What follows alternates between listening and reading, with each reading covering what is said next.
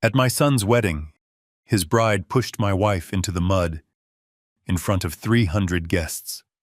My son put his arm around her and whispered something that made her laugh. I simply walked to the microphone and said something no one in that room was expecting. Her own father set down his champagne glass. The band stopped playing. I am Warren Becker, 67 years old, and before I tell you exactly what I said to ruin my son's perfect day, let me know where you are watching from in the comments below. Hit like and subscribe if you have ever had to teach an arrogant child a lesson they will never forget. The afternoon air was thick with humidity and the smell of expensive catering. The Gallagher estate was sprawling, a perfect backdrop for the illusion of wealth that my new daughter-in-law Brittany demanded for her special day. A brief summer storm had just passed, leaving the stone patio slick and the manicured lawn soft and muddy. Diane, my wife of 40 years, was navigating her way through the crowd of laughing, drinking guests. She looked beautiful in her modest silver dress. She was carrying a plate of appetizers to Aaron, our son, who was holding court near the edge of the patio with Brittany. The string quartet was playing a soft melody. Everything seemed picture perfect until Diane took a slight step backward to let a waiter pass. The heel of her shoe caught the very edge of Brittany's extravagant, custom-designed train. It was an accident, a simple, harmless misstep. Diane immediately turned around, her face pale with apology, reaching out her hand to steady herself and apologize. Brittany did not accept the apology. Instead, with a look of pure, unadulterated disgust, she shoved my wife hard. Diane lost her footing on the slick stone. She fell backward, tumbling off the patio edge and crashing directly into the thick, dark mud. The sound of my wife hitting the ground cut through the chatter. A collective gasp rippled through the crowd of 300 people. I froze my coffee cup halfway to my mouth. I waited for my son, the boy we had raised with every ounce of our love and resources, to rush forward. I waited for Aaron to help his mother up, to scold his new bride for putting her hands on a 65-year-old woman.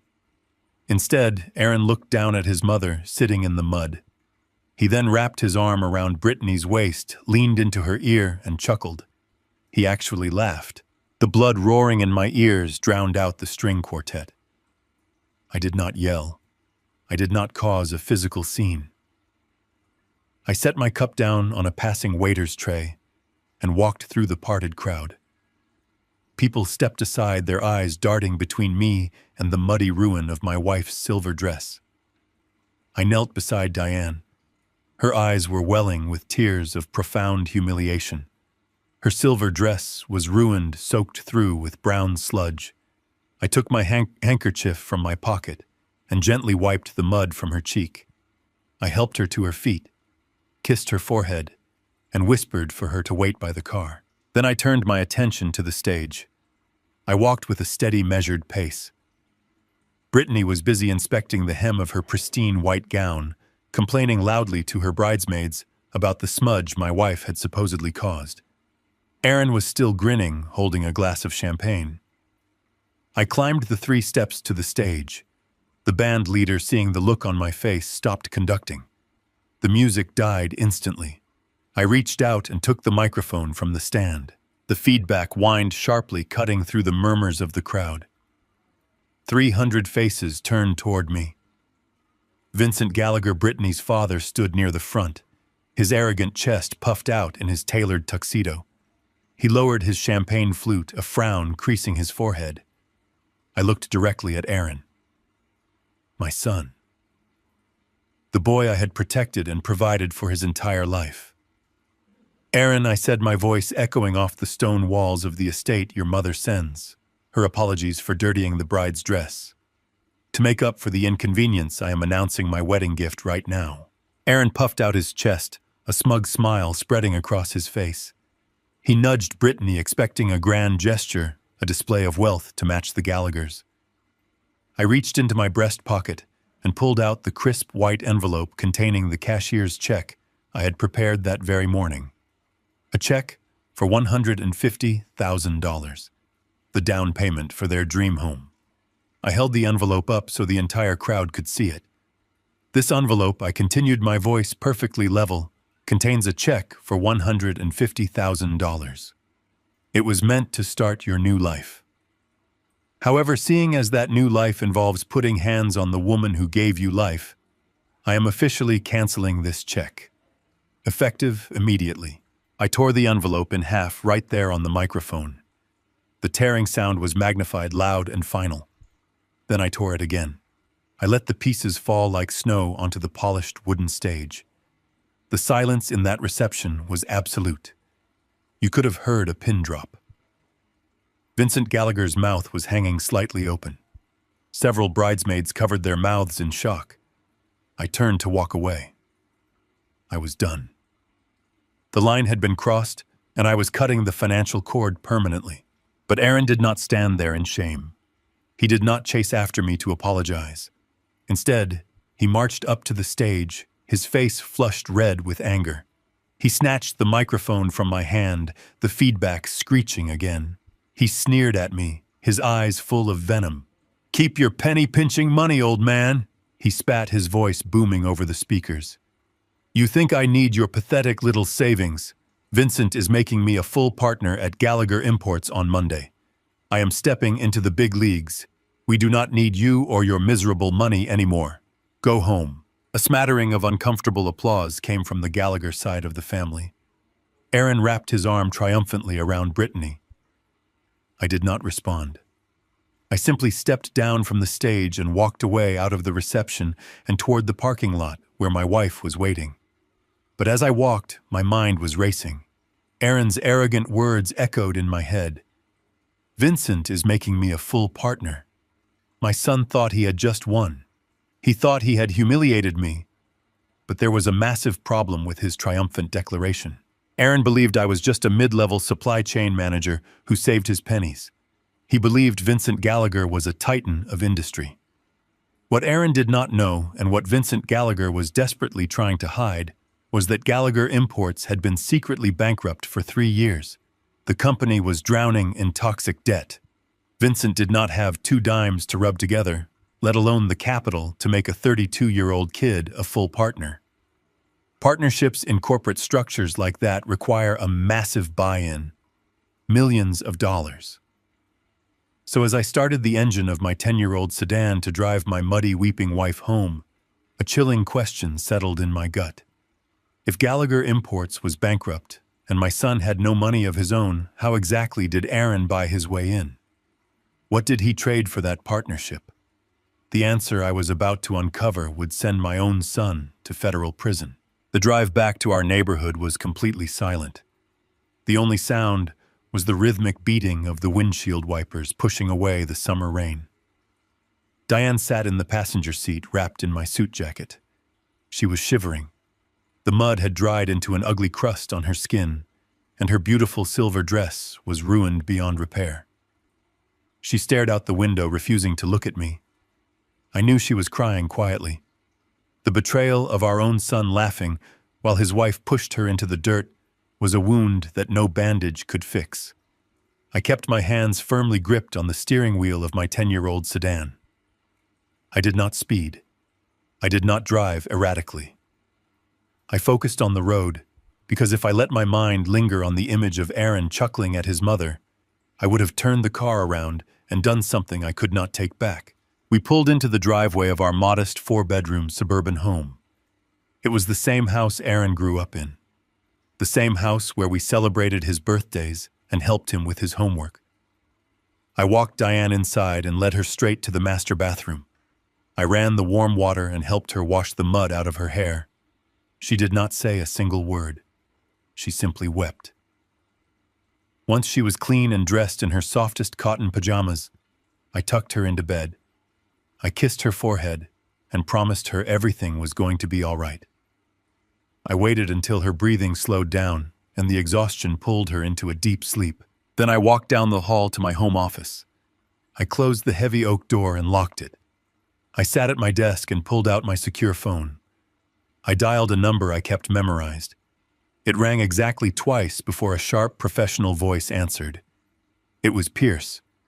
He was my lead corporate attorney, and the man who handled all my sensitive legal affairs. I did not bother with pleasantries. I told Pierce to wake up his best forensic accountants. I needed a complete, silent, and expedited audit of every single financial movement my son had made over the last 6 months. I also needed a full background check on Vincent Gallagher and his import business. Pierce asked if there was a specific problem. I told him my son just claimed he bought a full partnership in a bankrupt company, and I needed to know exactly whose money he used to do it. You see, Aaron lived his entire life believing a very specific narrative about his father. He thought I was just a mid-level supply chain manager who saved his pennies and lived a frugal, boring life. He looked down on our modest house. He rolled his eyes at my 10-year-old car. He thought I was small. He thought I lacked ambition. He constantly compared me to Vincent Gallagher, who drove imported sports cars and wore custom-tailored suits. But Aaron did not understand how real wealth works. Real wealth does not need to show off. Real wealth is silent. The truth that I kept hidden to protect my son from becoming a spoiled, entitled brat was that I never worked in the supply chain department. I owned the entire supply chain. I am the sole owner of a massive holding company that controls the commercial real estate for the entire region. Those warehouses Vincent Gallagher leases for his import business are built on land I own. The shopping centers where Brittany buys her designer clothes belong to my corporate portfolio. I have spent decades building a quiet, invisible empire. I kept my lifestyle simple because I wanted Aaron to learn the value of hard work. I wanted him to earn his own success instead of waiting for a handout. But my plan backfired. My restraint did not make him humble.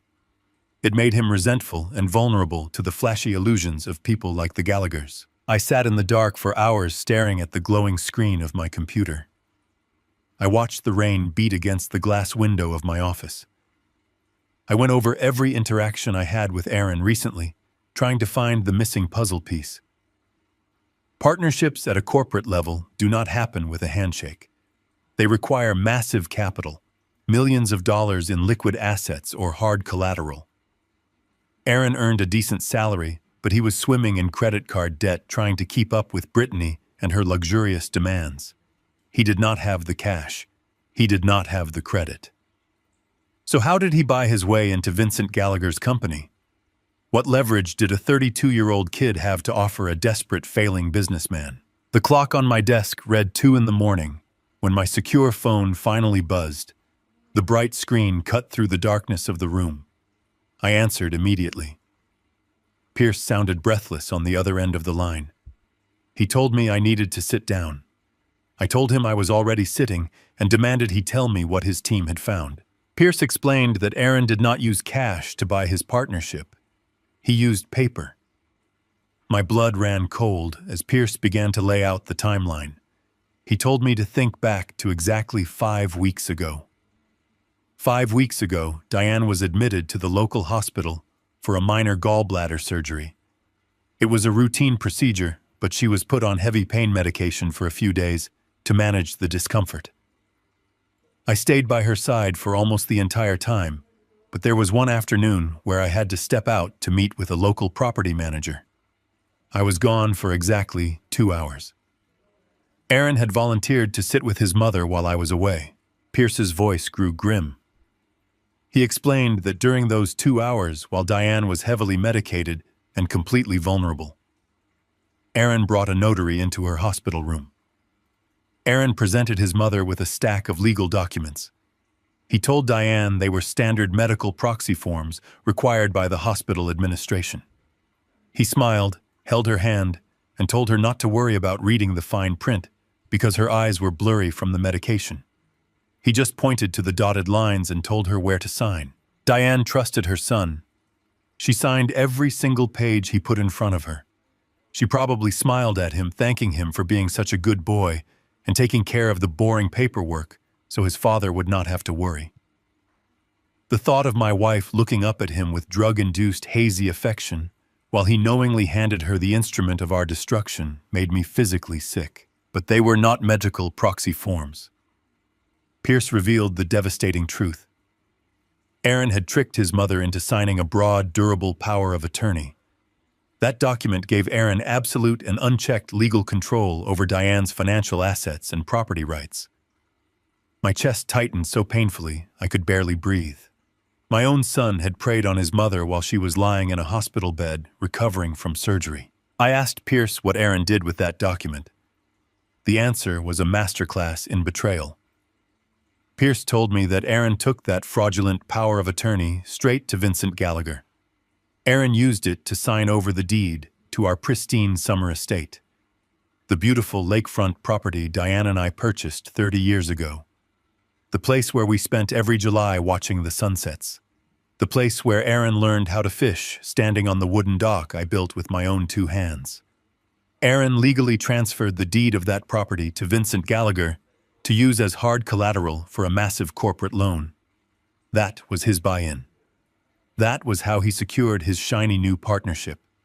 He used our memories and our safe haven to buy a fake title from a fake tycoon. I ended the call with Pierce and placed the phone gently on my desk. The silence of the house felt incredibly heavy.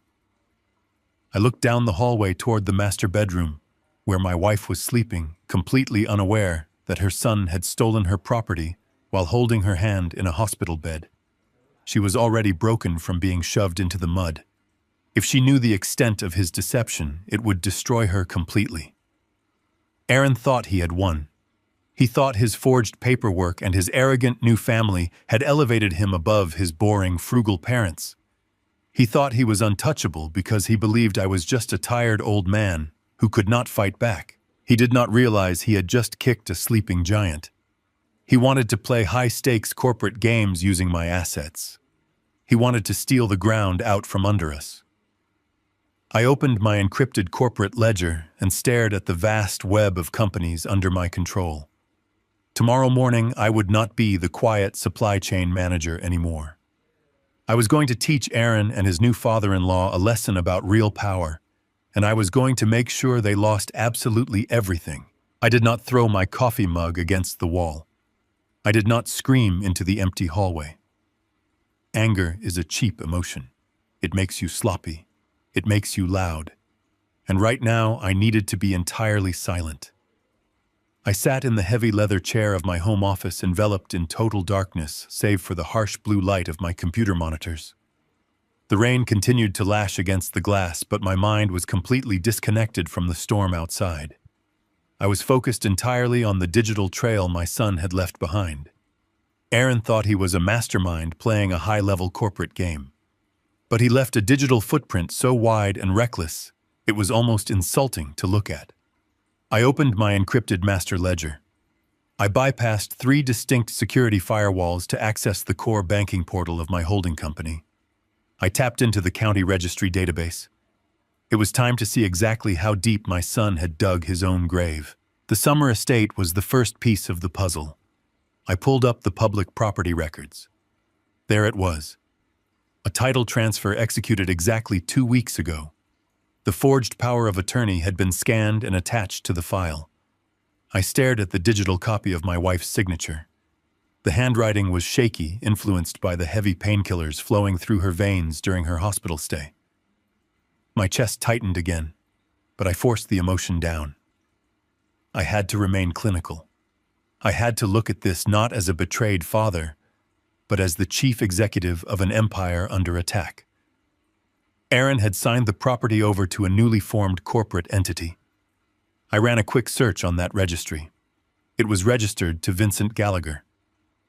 Aaron had literally handed over a multi-million-dollar lakefront property for absolutely zero financial compensation. It was a blind, desperate gift to win the approval of his arrogant new father-in-law. But as I dug deeper into the commercial registry, I noticed a secondary filing attached to the same corporate profile. My eyes narrowed. You do not file that specific addendum unless you are leveraging the asset. I cross-referenced the company with the commercial loan databases my holding company monitors. A new entry popped up on the screen, and the numbers made my stomach drop. Aaron did not just hand over the deed to the summer house.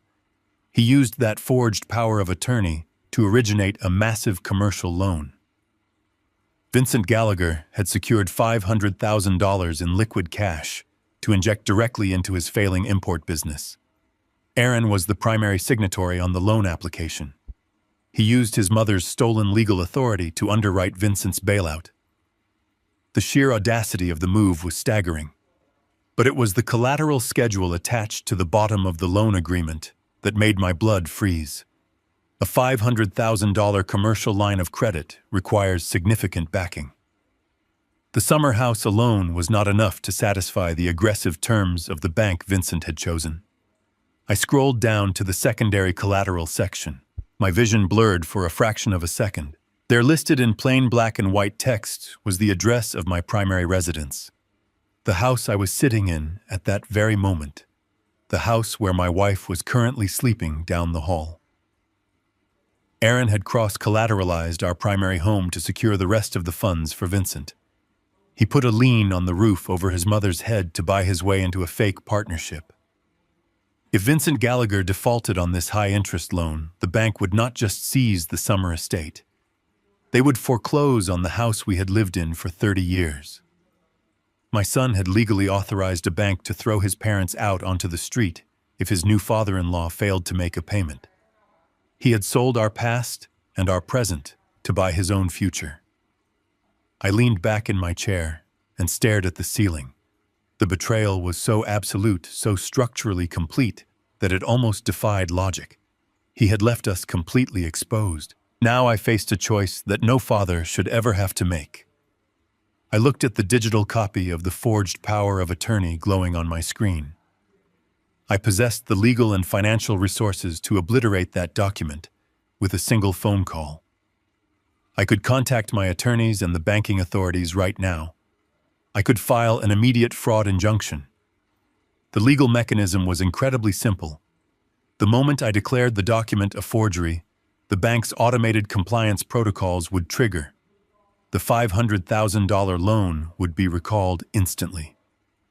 Vincent Gallagher's company would be thrown into immediate receivership, and his entire pathetic empire would collapse before the sun came up. He would be bankrupt and ruined. But destroying Vincent was the easy part. The real problem was the criminal liability. The bank would demand a scapegoat for the fraudulent loan origination. The signature on the commercial application did not belong to Vincent. It belonged to Aaron. My son was the one who presented the forged document across state lines to secure the funds. He committed wire fraud. He committed grand larceny. He committed severe elder financial abuse against his own mother. These were not civil disputes that could be settled with a fine. These were federal felonies with mandatory minimum sentencing guidelines. If I voided that power of attorney tonight, the federal authorities would take jurisdiction of the case by tomorrow afternoon. Aaron would be looking at 15 years in a federal penitentiary. 15 years locked in a cage. His new marriage would dissolve. His reputation would be permanently destroyed.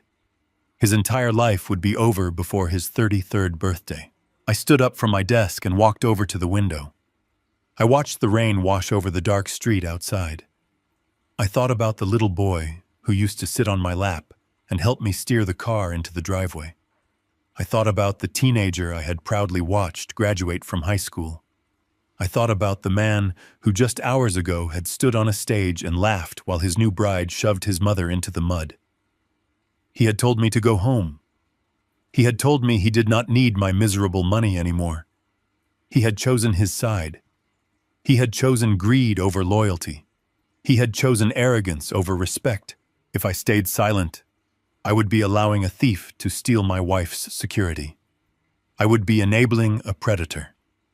Aaron believed I was weak. He believed I would simply roll over and accept the humiliation because I loved him too much to fight back. He relied on my paternal instinct to shield him from the consequences of his own horrific actions.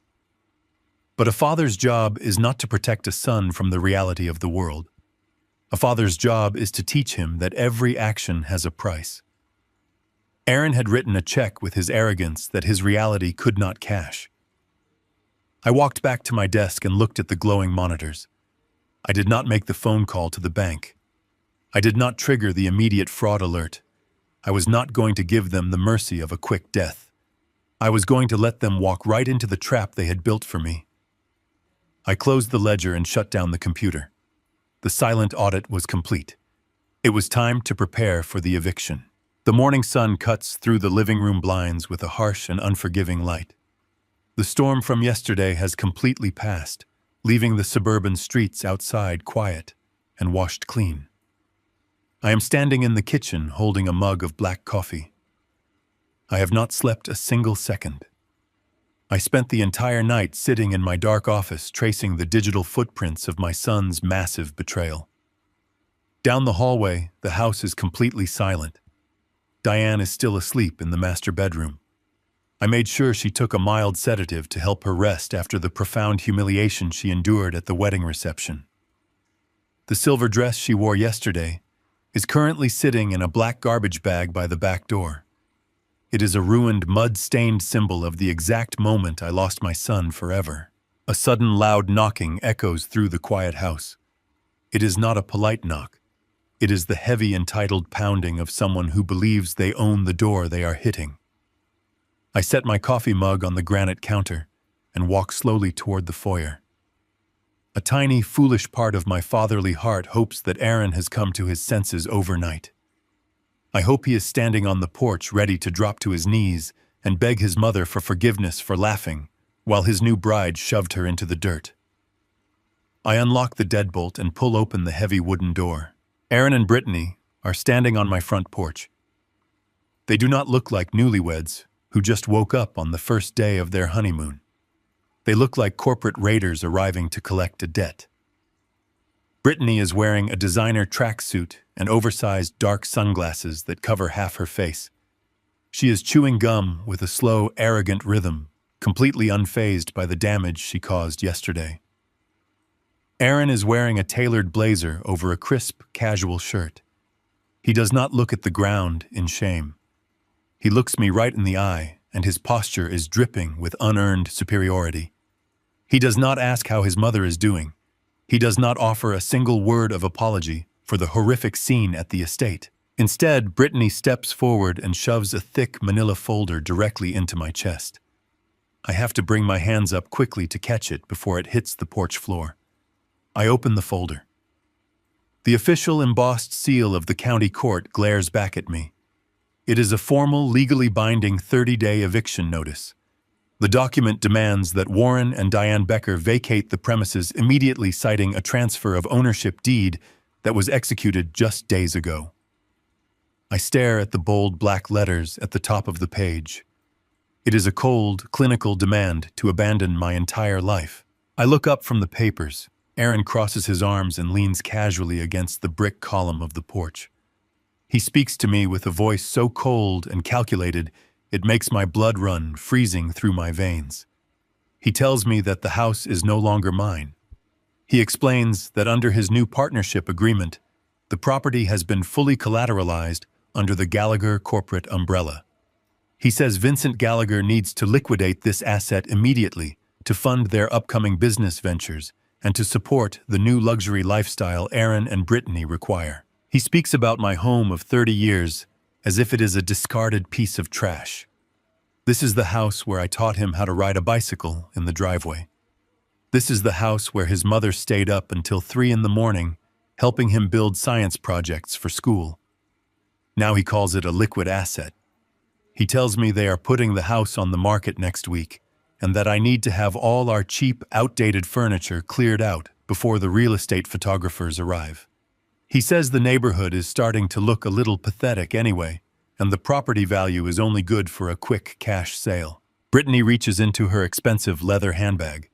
She pulls out a glossy trifold brochure and flicks it toward me. It flutters through the air and lands on the entryway table inside the house. I look down at it. It is a pamphlet for a state-run retirement facility located on the poorest side of the county. The cover features a depressing stock photo of elderly people sitting in a sterile room. It is a place notoriously known for cramped shared rooms, underpaid medical staff, and the constant suffocating smell of bleach. Aaron gestures towards the brochure. He tells me it is the best they could do on such short notice. He says I should be extremely grateful they even took the time to look for a place for us to go. He looks around my modest foyer with utter disgust and tells me I can use my pathetic supply chain manager pension to cover the monthly fees at the facility. He tells me that since Diane is already starting to slow down and making a fool of herself at public events, it is the perfect place to lock her away so she does not cause any more embarrassing accidents. The cruelty in his voice is absolute. He is actively enjoying the process of stripping away his parents' dignity. My heart beats with a slow, steady, and terrifying rhythm. I force my breathing to remain perfectly controlled. I look at the eviction notice in my hand. I look at the humiliating brochure on the table. I look at my son. The boy I protected from every single hardship in the world is standing on my porch, grinning like a predator who just conquered a weak and helpless prey. This was his final test, and he has failed it spectacularly. The boy I loved is entirely gone. Only a greedy, arrogant stranger remains in his place. Brittany smirks and adjusts her sunglasses. She taps Aaron on the arm and tells him they need to leave because they have a first-class flight to catch for their tropical honeymoon. She says they cannot waste another minute breathing the air in this depressing neighborhood, and she wants to be sipping champagne over the ocean by noon. I do not shout at them. I do not tear up the eviction notice and throw it in their faces. I do not break down in tears and beg my son to reconsider. I do not tell them about the federal wire fraud they just committed by forging Diane's signature on the medical proxies. I simply fold the legal document neatly and slide it back into the manila folder. I look Aaron dead in the eye, keeping my voice perfectly quiet and perfectly level. I tell him I will pack. Aaron lets out a loud, triumphant laugh. The sound echoes down the quiet suburban street. He wraps his arm around Brittany's waist and pulls her close. They turn around and walk down the driveway toward their leased luxury sport utility vehicle. They are laughing and whispering to each other the entire way. They think they have completely destroyed the old man. They think they have outsmarted me, forced me into submission, and seized a valuable piece of an empire. I stand in the doorway and watch them get into their car. They drive away without looking back, completely unaware of the absolute devastation they have just unleashed upon themselves. Aaron thinks he is a genius businessman executing a hostile corporate takeover. He thinks he just seized a free and clear asset to impress his arrogant father-in-law. He does not know that by claiming legal ownership of this specific property and initiating a formal eviction, he just stepped directly onto a massive, hidden financial landmine. He just legally bound himself and the entire Gallagher corporate structure to a trap I set 15 years ago. They think they are sending me to a nursing home, but they are walking blindly into their own total destruction. I did not waste time looking back. I walked into the master bedroom where Diane was sitting on the edge of the mattress. She looked incredibly small, holding a single framed photograph of Aaron from when he was 10 years old. I gently took the frame from her hands and placed it face down on the nightstand. I told her we only needed to pack 2 suitcases. We would take just the absolute essentials and enough clothes for a few weeks. She looked at me with red, swollen eyes, asking where we were going to go. She asked if we really had to move into the horrible state-run facility Aaron had shoved in our faces.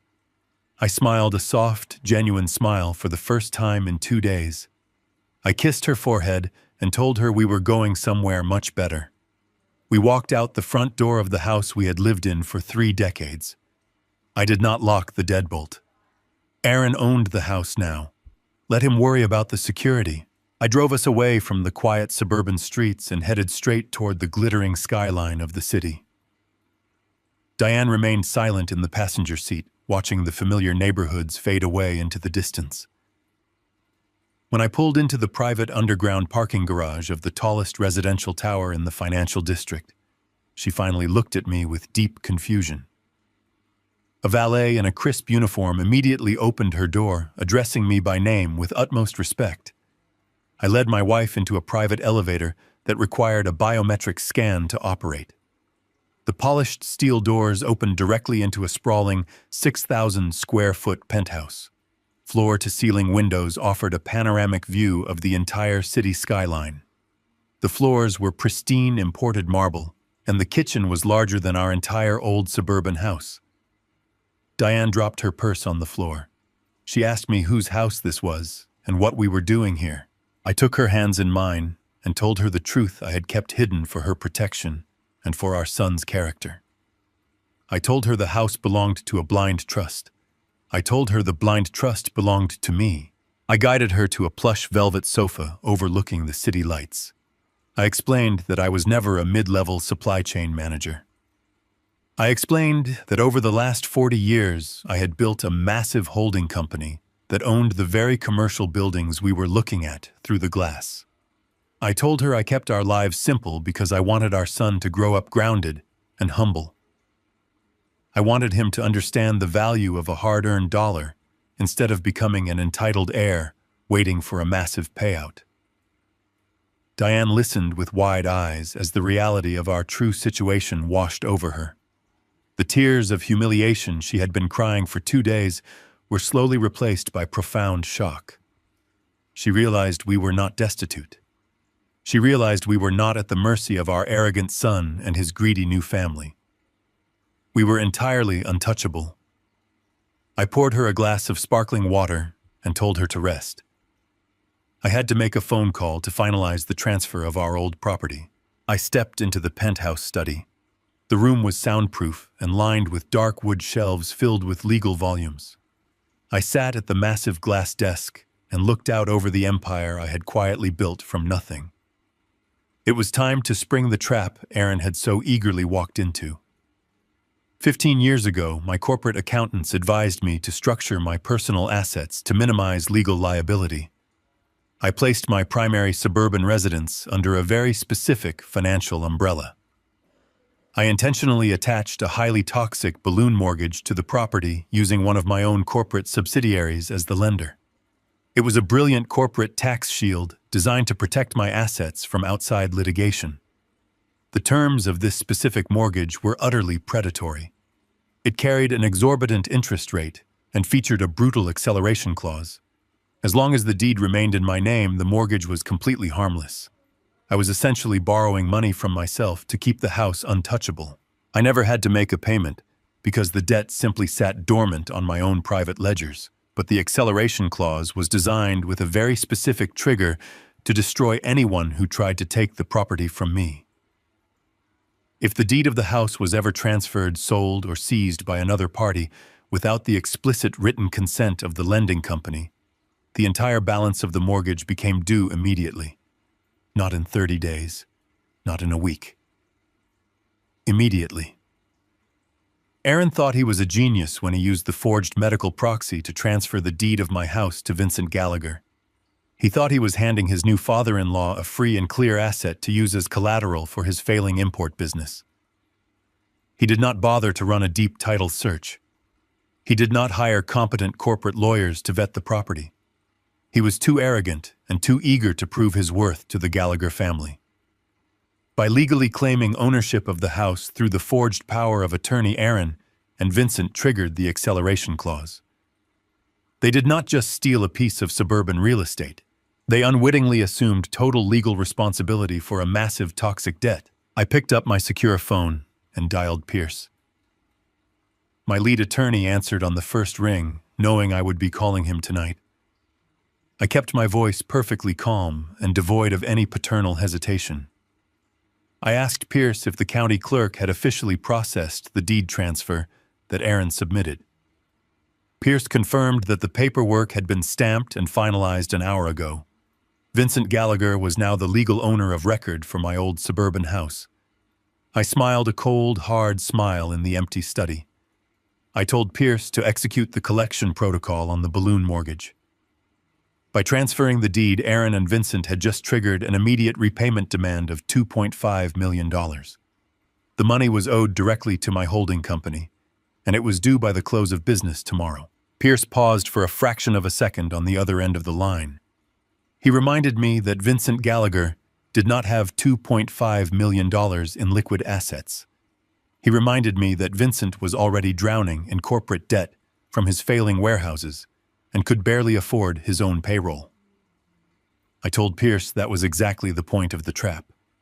When Vincent fails to produce the $2.5 million by tomorrow afternoon, our holding company will have the legal right to seize his business accounts. We will freeze his operating capital. We will force him into involuntary bankruptcy and dismantle his import business piece by piece. Pierce understood the assignment perfectly. But before he hung up, he asked me one final crucial question.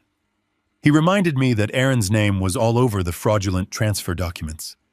When the financial authorities start investigating this massive default, they will easily trace the forged signatures back to my son. Aaron will face 15 years in federal prison for wire fraud and elder abuse. Pierce asked me if I was absolutely sure I wanted to send my own flesh and blood to a federal penitentiary. I looked out the window at the sprawling city below. I thought about Aaron laughing in the rain as his mother fell into the mud. I told Pierce to initiate the collection process. 4,000 miles away, the tropical sun was beating down on the crystal-clear waters of Bora Bora. I knew exactly what the weather was like because my daughter-in-law was documenting every single second of their extravagant honeymoon for the entire world to see. I sat at the massive glass desk in my penthouse study, watching her social media feed update in real time on my tablet. Brittany was posting videos of herself holding crystal flutes of imported champagne on the deck of an overwater bungalow. She wore designer sunglasses and a massive sun hat, laughing carelessly into the camera. Aaron occasionally stepped into the frame wearing expensive linen shirts and a gold watch he had undoubtedly purchased on credit. They looked like royalty. They looked like a power couple enjoying the fruits of their immense success. They were busy selling an illusion of limitless wealth to their friends and followers, completely oblivious to the fact that their financial oxygen had just been cut off at the source. I poured myself a simple cup of black coffee and watched the digital charade play out. Aaron thought he had escaped the consequences of his actions by flying across an ocean. He believed that the forged documents and the stolen house were firmly in his rearview mirror. He assumed Vincent Gallagher was handling the boring corporate paperwork back home while he enjoyed the perks of his new stolen partnership. But Aaron did not understand the sheer speed at which a corporate guillotine falls. By the time he ordered his third bottle of premium champagne on the beach, the $2.5 million demand from my holding company had already hit Vincent Gallagher's desk. Vincent had 24 hours to produce the liquid cash. Of course, Vincent did not have the money. He was a fraud living on borrowed time and leased warehouse space. When Vincent inevitably defaulted on the demand, my legal team executed the prearranged injunction. We initiated a hard freeze on every single bank account, credit line, and corporate card associated with the entire Gallagher enterprise. I knew the exact moment the freeze took effect. My tablet refreshed, showing a new photo of Aaron standing proudly in front of a massive luxury yacht. The caption mentioned a private $10,000 sunset cruise they had chartered for the evening. I took a sip of my coffee and waited. I knew exactly how this scene was playing out on that tropical dock. I could picture Aaron pulling out his heavy metal Gallagher corporate credit card with a smug smile ready to pay the charter captain. I could imagine the slight frown on the captain's face when the portable card reader beeped and flashed a bright red declined message. Aaron would undoubtedly chuckle, blame it on an international security block, and hand over a second platinum card. That one would be declined too. Then he would try his personal cards, the ones that were already maxed out from paying for his tailored wedding suits and first-class flight upgrades. Those would also fail. In a matter of seconds, my arrogant son would go from acting like a corporate titan to standing on a wooden dock with absolutely zero purchasing power. The humiliation would not end at the marina. I knew they would be forced to walk back to their luxury resort completely empty-handed. Once they arrived at the lobby, the hotel management would pull them aside. The resort would have tried to run the daily authorization on the card Aaron left on file for incidentals, and it would have bounced.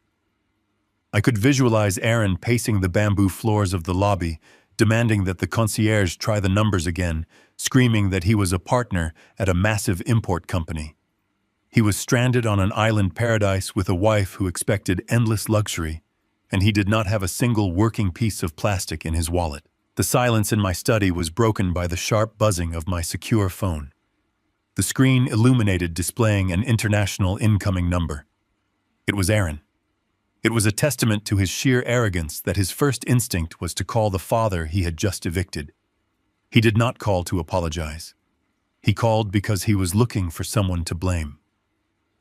Before I answered, I reached across my desk and activated a high-definition audio recording device.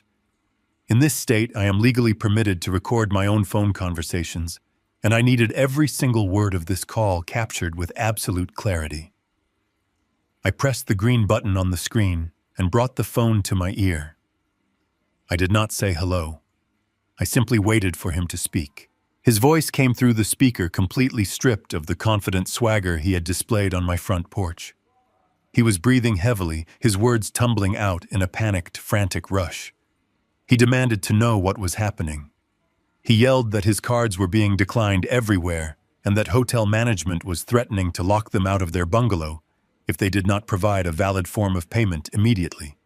He told me he had finally managed to reach Vincent on the phone, and that Vincent was screaming about a $2.5 million demand tied to the suburban house. Aaron was furious. He accused me of sabotaging his deal. He actually had the audacity to blame me for ruining his honeymoon. He yelled that I must have called the bank out of spite and lied to them about the property value to trigger a malicious freeze. I kept my voice perfectly calm and devoid of any emotion. I told him I had absolutely no idea what he was talking about. I reminded him that he was the one who handed me an eviction notice and claimed legal ownership of the property. I spoke to him as if he were a confused child. I asked him how a simple supply chain manager like myself could possibly trigger a multi-million-dollar bank demand against an untouchable titan like Vincent Gallagher. My calm tone infuriated him even more. He was desperate to prove he was smarter than me. He needed to assert his dominance to convince himself that he was still in control of the situation. He began to brag loudly and aggressively about how easily he had outsmarted me. He wanted to hurt me, so he decided to brag about exactly how he stole my house. He yelled into the phone that I was a pathetic old fool who did not understand how corporate leverage worked. I asked him softly how he managed to get the deed in the first place, since Diane and I never agreed to sell the home. That was the bait, and Aaron swallowed it whole. He laughed a cruel, desperate laugh. He proudly declared that he did not need our permission. He boasted about bringing the notary into his mother's hospital room. He bragged about how easy it was to slip the durable power of attorney into a stack of boring medical proxy forms while she was swimming in heavy painkillers. He explicitly stated that his mother was too drugged to even read the headers on the paperwork, and that he simply pointed to the dotted line and told her to sign. He proudly admitted that he used that specific document to transfer the deed to Vincent Gallagher behind my back to secure his corporate partnership. He thought he was explaining a brilliant business maneuver to a foolish old man. He thought he was proving his superiority. He did not realize he was delivering a flawless, detailed, and entirely voluntary criminal confession directly into a federal recording device. He gave me the exact date, the location, the method of deception, and his explicit intent to defraud his own mother. He outlined every single element necessary to secure a conviction for felony wire fraud and severe elder financial abuse. He handed me the very weapon I would use to destroy his entire life. I let him finish his arrogant rant.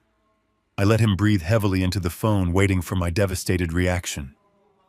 He expected me to cry. He expected me to yell or curse at him. He expected me to beg him to reconsider what he had done. Instead, I simply told him to enjoy the rest of his honeymoon because the weather back home was about to get incredibly severe. I did not wait for his response. I disconnected the call. I immediately stopped the recording device and extracted the digital audio file. I played the file back through the speakers in my study. Aaron's cruel voice echoed off the wood-paneled walls, perfectly clear and utterly damning.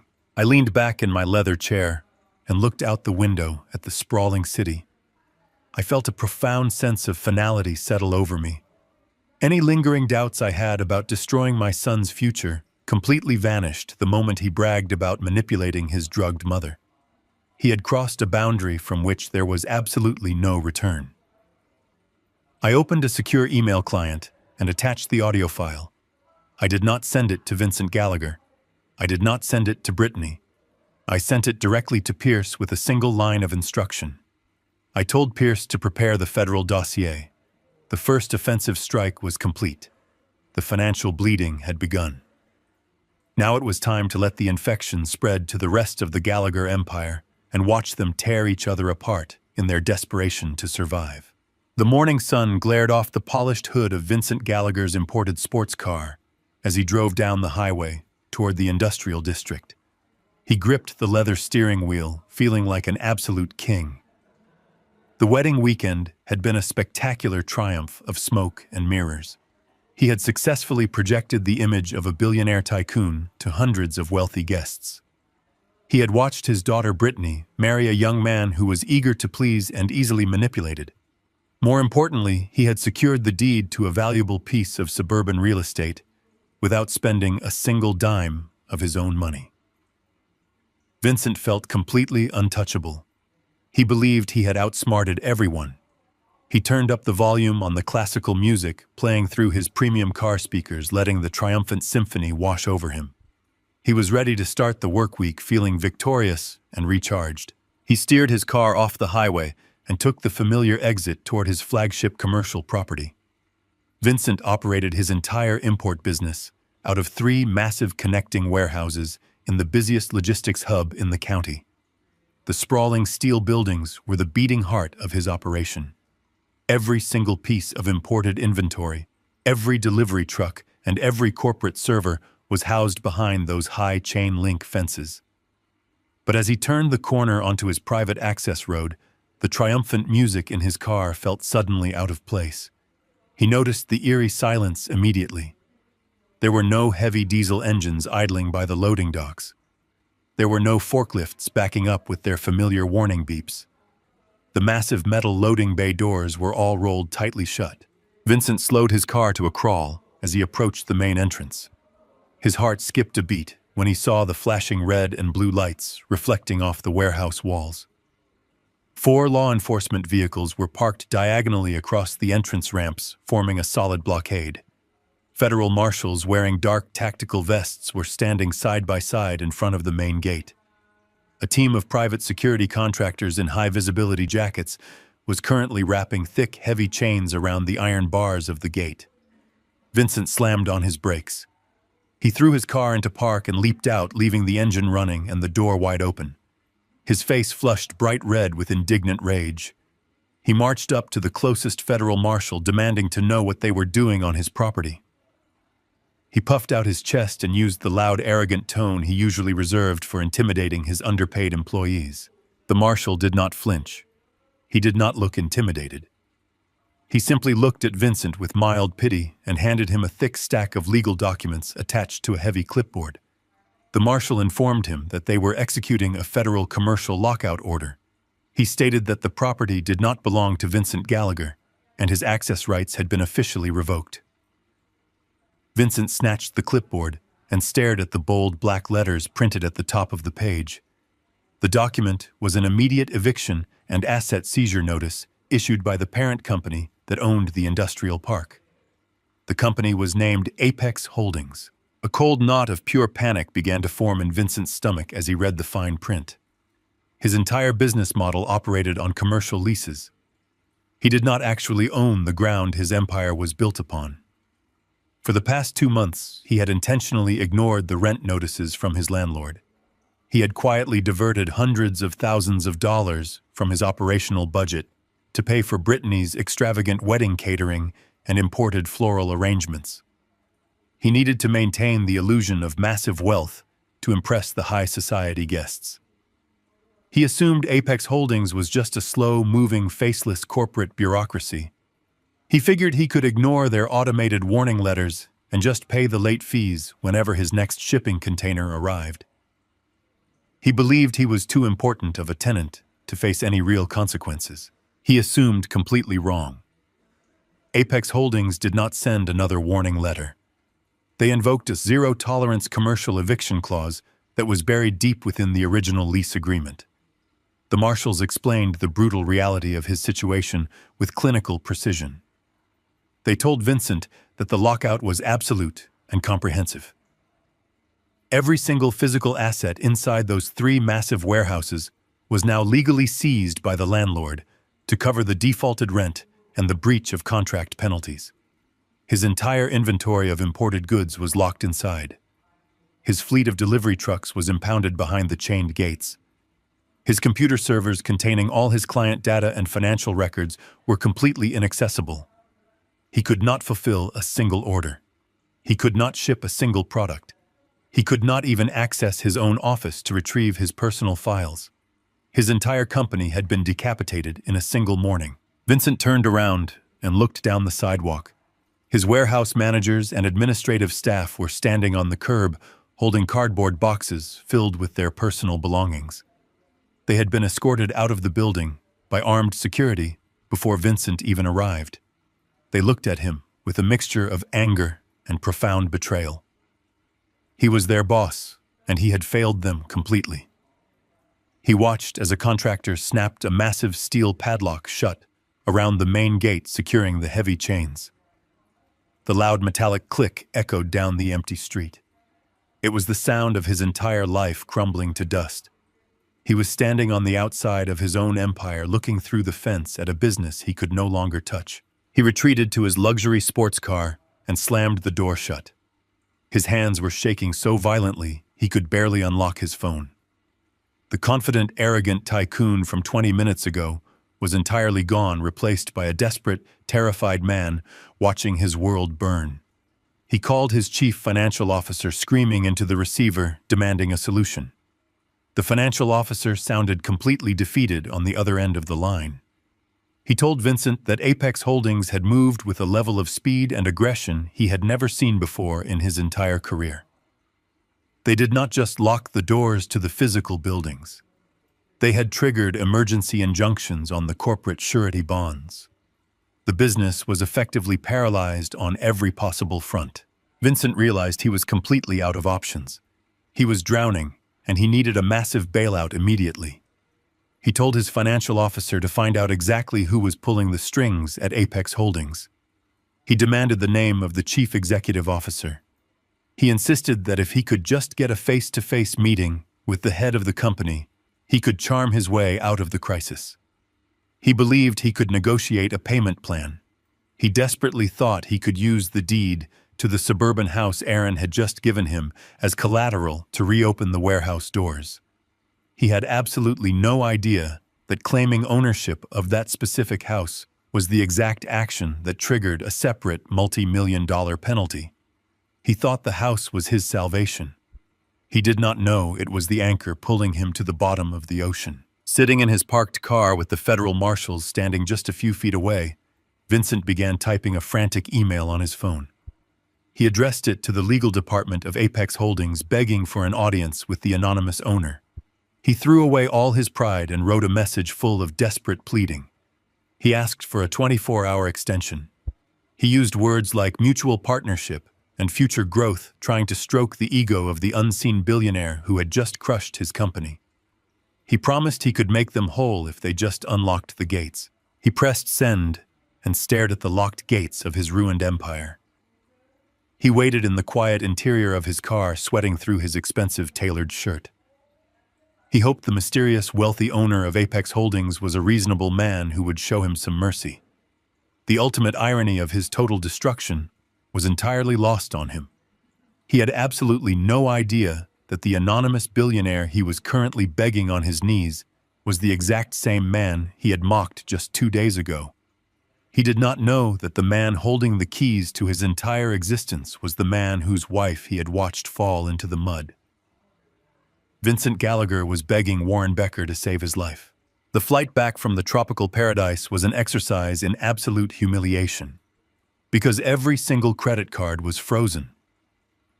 Aaron and Brittany were forced to purchase last-minute economy tickets using the remaining balance of a prepaid emergency debit card. They spent 14 hours crammed into middle seats near the rear lavatory, surrounded by crying infants and the smell of stale airplane food. Brittany wore her designer sunglasses the entire flight, hiding her tear-swollen eyes and refusing to speak a single word to her new husband. Aaron stared blankly at the plastic seat back in front of him, sweating profusely in his expensive linen shirt. The arrogant corporate titan, who had just bragged about his vast wealth, was now trapped in the very back of a commercial airliner, desperately trying to figure out how his entire empire had collapsed. They landed in the late afternoon.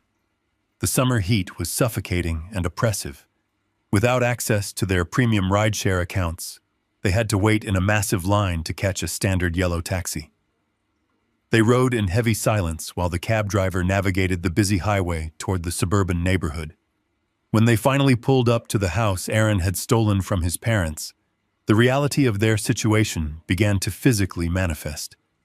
The beautifully manicured lawn was already starting to look dry and neglected. Aaron paid the driver with the last of his folded cash and dragged their heavy luxury luggage up the concrete driveway.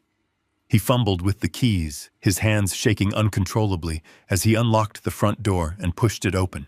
The interior of the house was like an oven.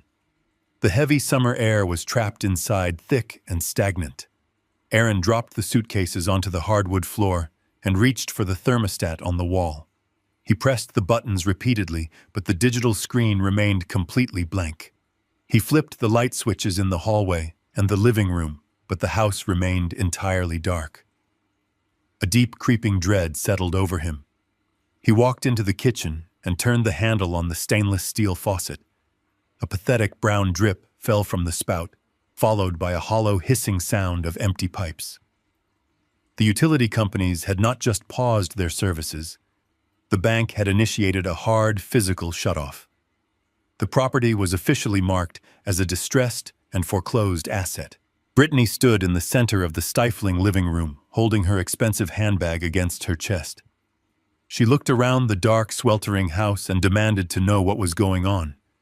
She told Aaron to call the electric company and pay whatever late fee was holding up the power.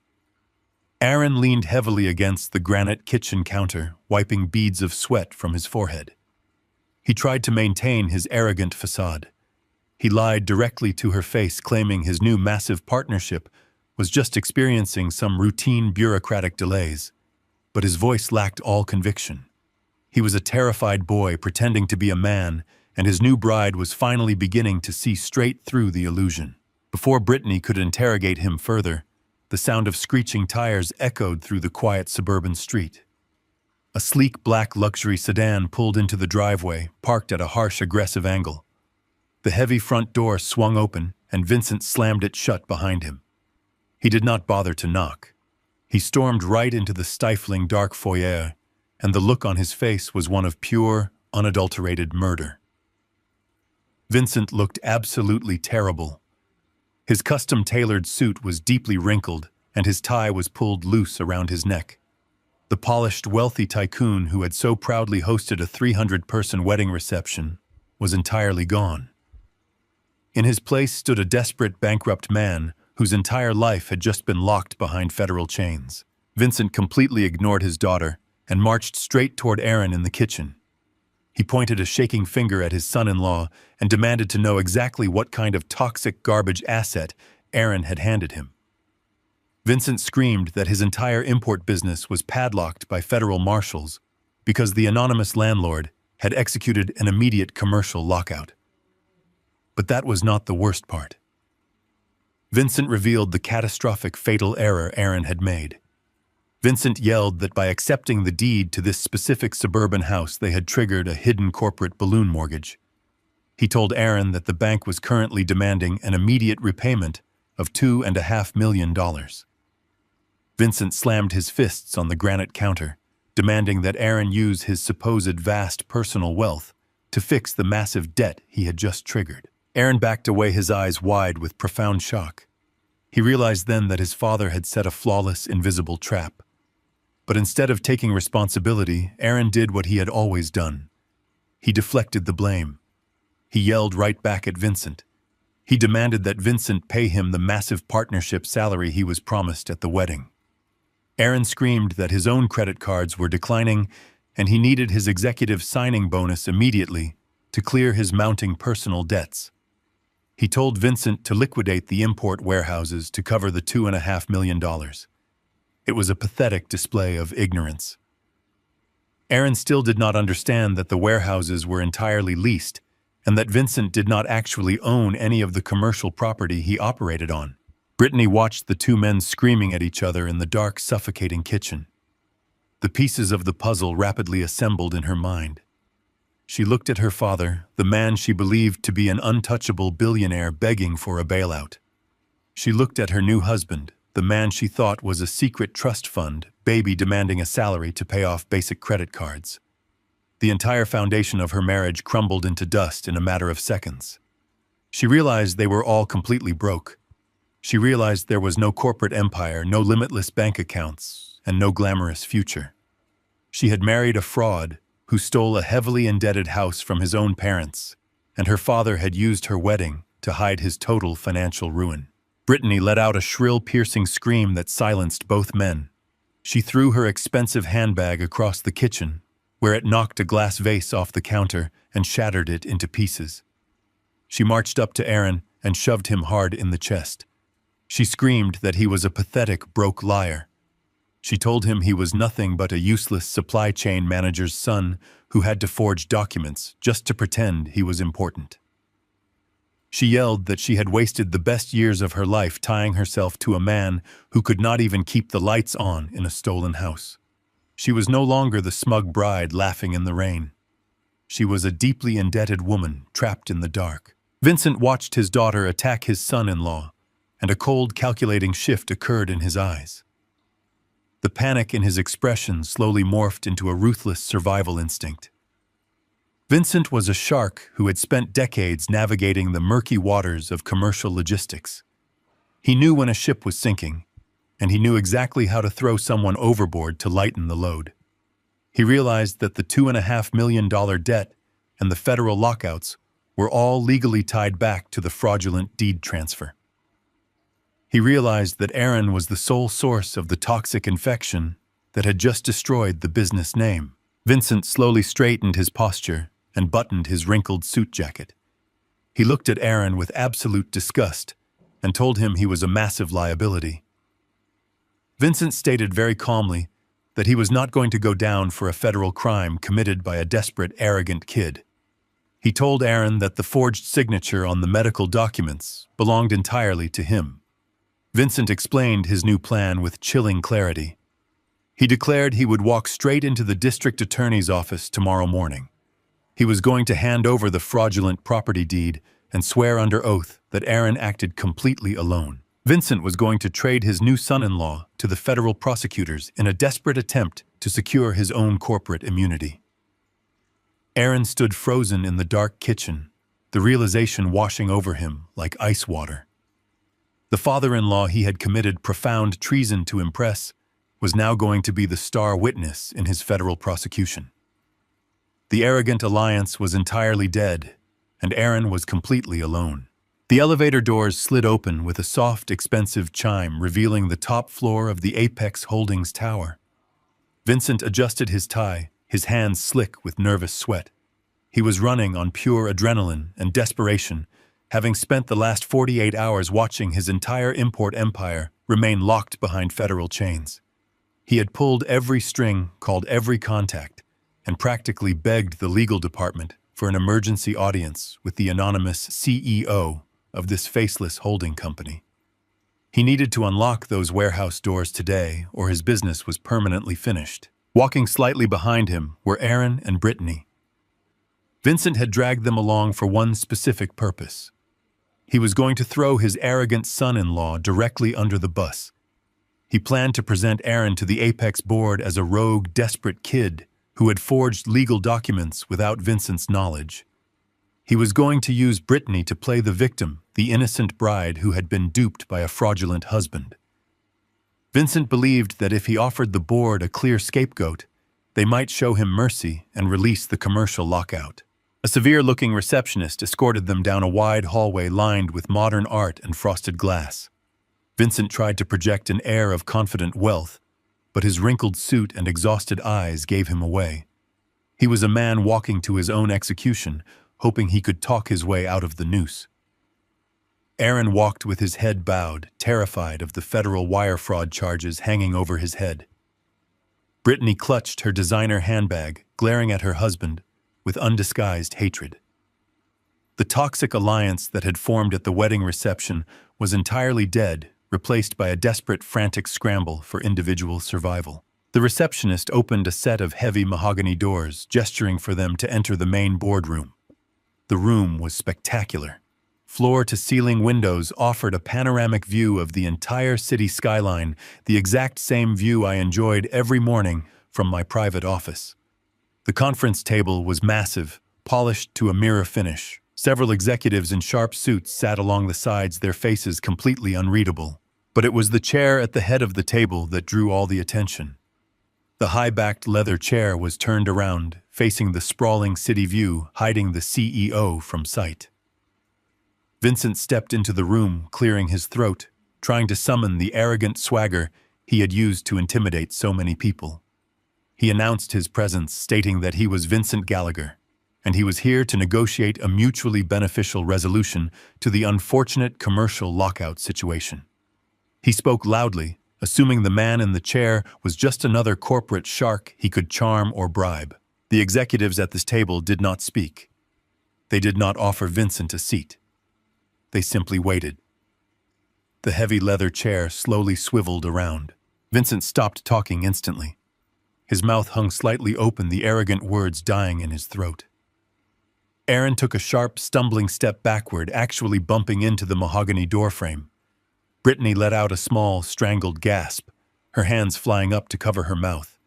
The color drained entirely from their faces, leaving them looking like three ghosts staring at the absolute impossible. I sat at the head of the table wearing a perfectly tailored charcoal suit, my hands folded calmly over a thick leather-bound dossier. I did not look like the tired supply chain manager they had mocked. I did not look like the old man they had tried to evict. I looked exactly like what I was, the chief executive of a multi-billion-dollar empire, and the man who held their entire lives in the palm of his hand. The silence in the boardroom was absolute. You could hear the faint hum of the city traffic far below. Vincent stared at me, his eyes wide with a profound, shattering comprehension. The pieces of the puzzle slammed together in his mind with devastating force. The massive commercial lockout, the sudden $2.5 million demand, the perfectly timed financial freeze. It was not a faceless corporate bureaucracy. It was a targeted surgical strike executed by the man he had humiliated just days ago. Aaron looked at me, his entire body trembling. The arrogant son who had laughed while his mother was shoved into the mud was entirely gone. In his place stood a terrified boy who finally realized the true magnitude of his mistake. He had tried to steal a house from a man who owned the city. He had tried to play corporate games with a man who wrote the rules. I let them stand there for a long, agonizing moment, letting the sheer terror of their situation sink deep into their bones. I did not raise my voice. I did not gloat. True power does not need to shout. I picked up the thick dossier and slid it slowly across the polished mahogany table. The heavy folder stopped exactly in front of Vincent. I looked him dead in the eye, my voice perfectly level, carrying the weight of absolute authority. "Welcome to my office, Vincent," I said quietly. "Let's talk about your debt." Vincent reached for the dossier with hands that trembled so violently he could barely lift the heavy leather cover. He flipped it open and stared at the pages inside. I did not need to look at the documents to know exactly what he was seeing. I had personally curated every single piece of paper in that file. The very first page was the master lease agreement for the 3 commercial warehouses that housed Gallagher Imports. I watched his eyes scan the bottom of the page where the parent company signature was required. I told him to look closely at the ink. I told him to recognize the name that had been signing his lease renewals for the past decade. It was my name. I explained that he did not just rent space from a faceless corporate entity. He rented his entire livelihood from me. I owned the concrete his trucks parked on. I owned the steel walls that protected his inventory. And because he decided to finance his daughter's extravagant wedding instead of paying his commercial rent, I now owned every single piece of imported inventory locked inside those buildings. Vincent tried to speak, but his throat was completely dry. He swallowed hard, sounding like a man suffocating on his own arrogance. I did not let him catch his breath. I instructed him to turn to the second page. It was the acceleration clause connected to the toxic balloon mortgage. I spoke with a quiet, clinical precision, letting every word land like a physical blow. I explained that when my son handed him the forged deed to my suburban home, Vincent enthusiastically accepted stolen property. By using that stolen deed to secure a commercial bailout loan, he officially tied the Gallagher corporate structure to my hidden financial trap. I told him that the $2.5 million demand was not a clerical error. It was a legally binding execution of debt. I looked at the proud tycoon who had sipped champagne while my wife lay weeping in the dirt. I told him that his company was currently in receivership. His bank accounts were completely frozen. He was officially bankrupt and facing severe federal scrutiny for receiving fraudulent collateral across state lines. The illusion of his vast empire was completely dead. Then I turned my attention to the bride. Brittany stood frozen near the edge of the massive mahogany table.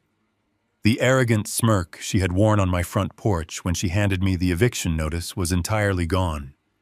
She looked like a ghost trapped under the bright fluorescent lights of the boardroom.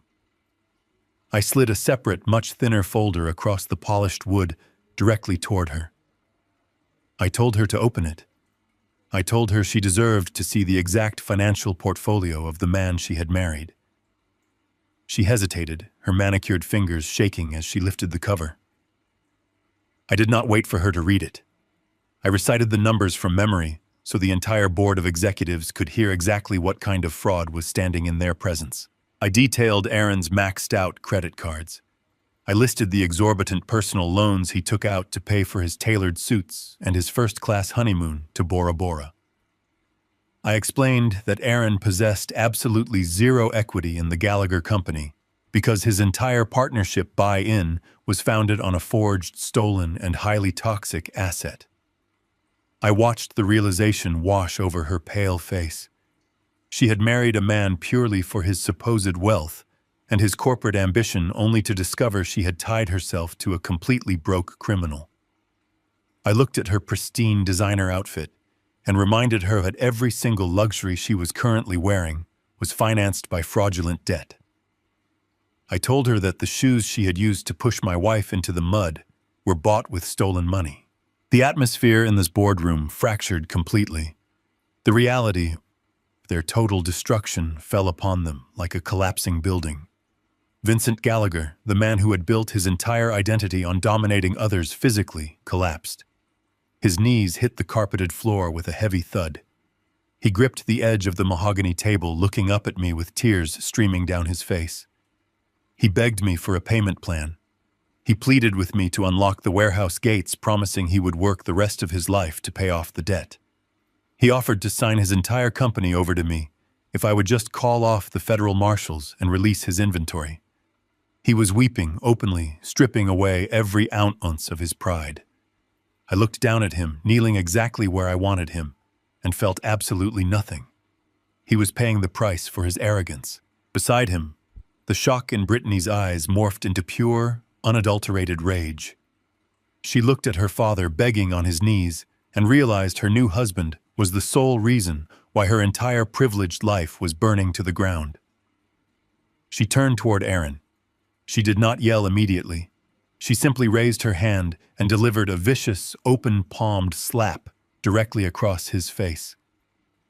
The sound cracked through the silent boardroom, perfectly echoing the exact physical violence she had used against my wife at the reception. She screamed that he was a liar. She screamed that he had ruined her life and destroyed her family. She cursed him for pretending to be a wealthy heir when he was nothing but a pathetic thief. Aaron stumbled backward, clutching his red, stinging cheek, completely paralyzed by the collapse of his entire world. The executives at the table watched the scene with cold detachment. Aaron looked around the room, searching for a single sympathetic face and finding only severe judgment. He finally looked away from his furious wife and turned his panicked eyes toward me. The arrogant corporate raider was completely gone. He looked exactly like the terrified little boy who used to break things in the garage and hope I would magically clean up the mess. His chest heaved as he took a step forward, his voice cracking under the massive weight of his total destruction. "Dad," he whispered, his voice echoing in the massive glass room, "how do we fix this?" I sat back in my leather chair and folded my hands over the dossier. I looked at the son who had laughed at his mother's humiliation. I looked at the man who had forged documents while his mother was drugged in a hospital bed. "We do not," I replied, my voice completely devoid of any paternal warmth. "You evicted me. I am just your landlord now." The silence in the boardroom was absolute. Aaron stood there with the red mark of his wife's hand still burning on his cheek. He was waiting for me to throw him a lifeline. He was waiting for the father who had fixed every broken toy and paid for every mistake to somehow wave a magic wand and make the $2.5 million debt disappear. I did not move a single muscle to help him. I simply reached into the inner pocket of my tailored suit jacket. I pulled out a small black digital audio player. I placed it gently on the polished mahogany table right next to the massive dossier of his financial ruin. Vincent was still kneeling on the floor, weeping quietly into his hands. Brittany was breathing heavily, glaring at Aaron with a hatred so pure it practically vibrated in the air.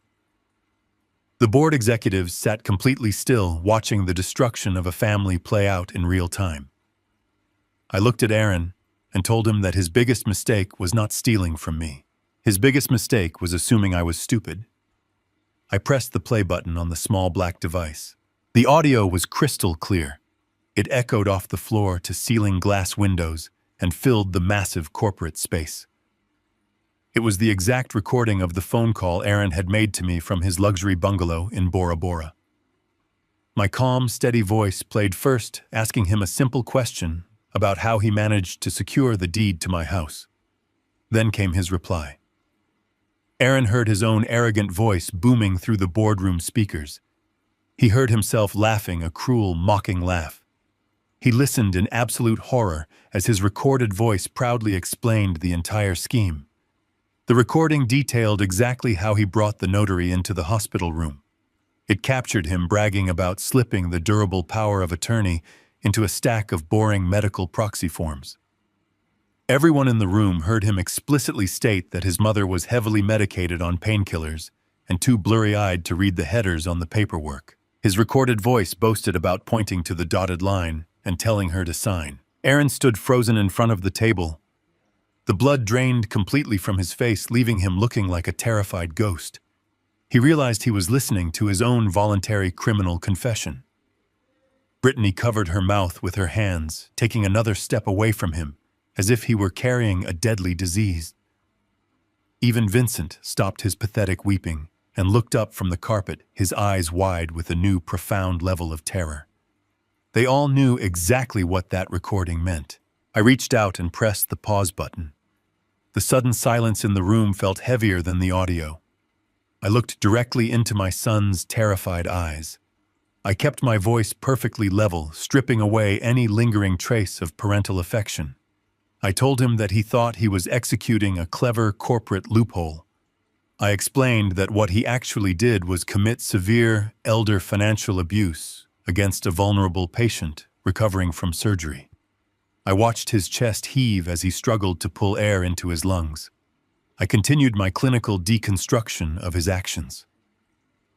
I told him that when he took that forged document and presented it to a commercial bank to secure a $500,000 loan for Vincent, he committed grand larceny.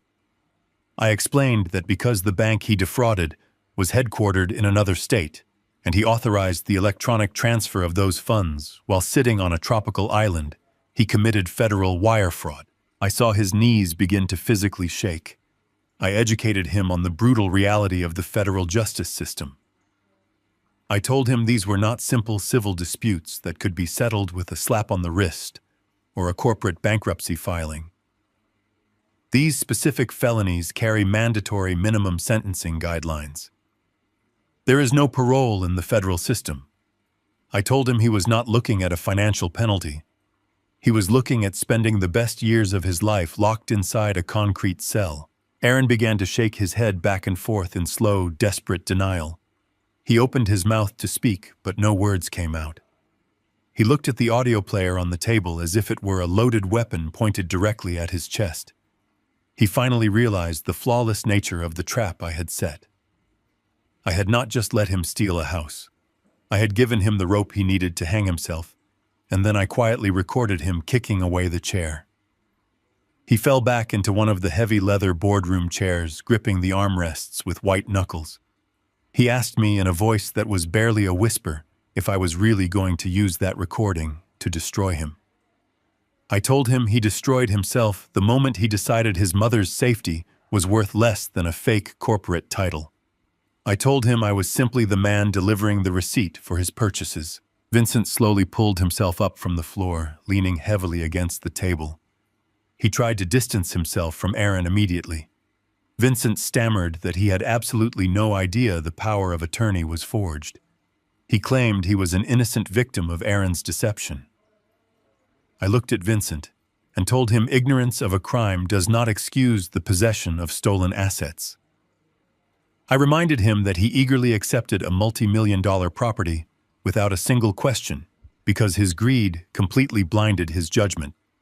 He was just as guilty of receiving the fraudulent funds and using them across state lines. The tension in the room reached an absolute breaking point.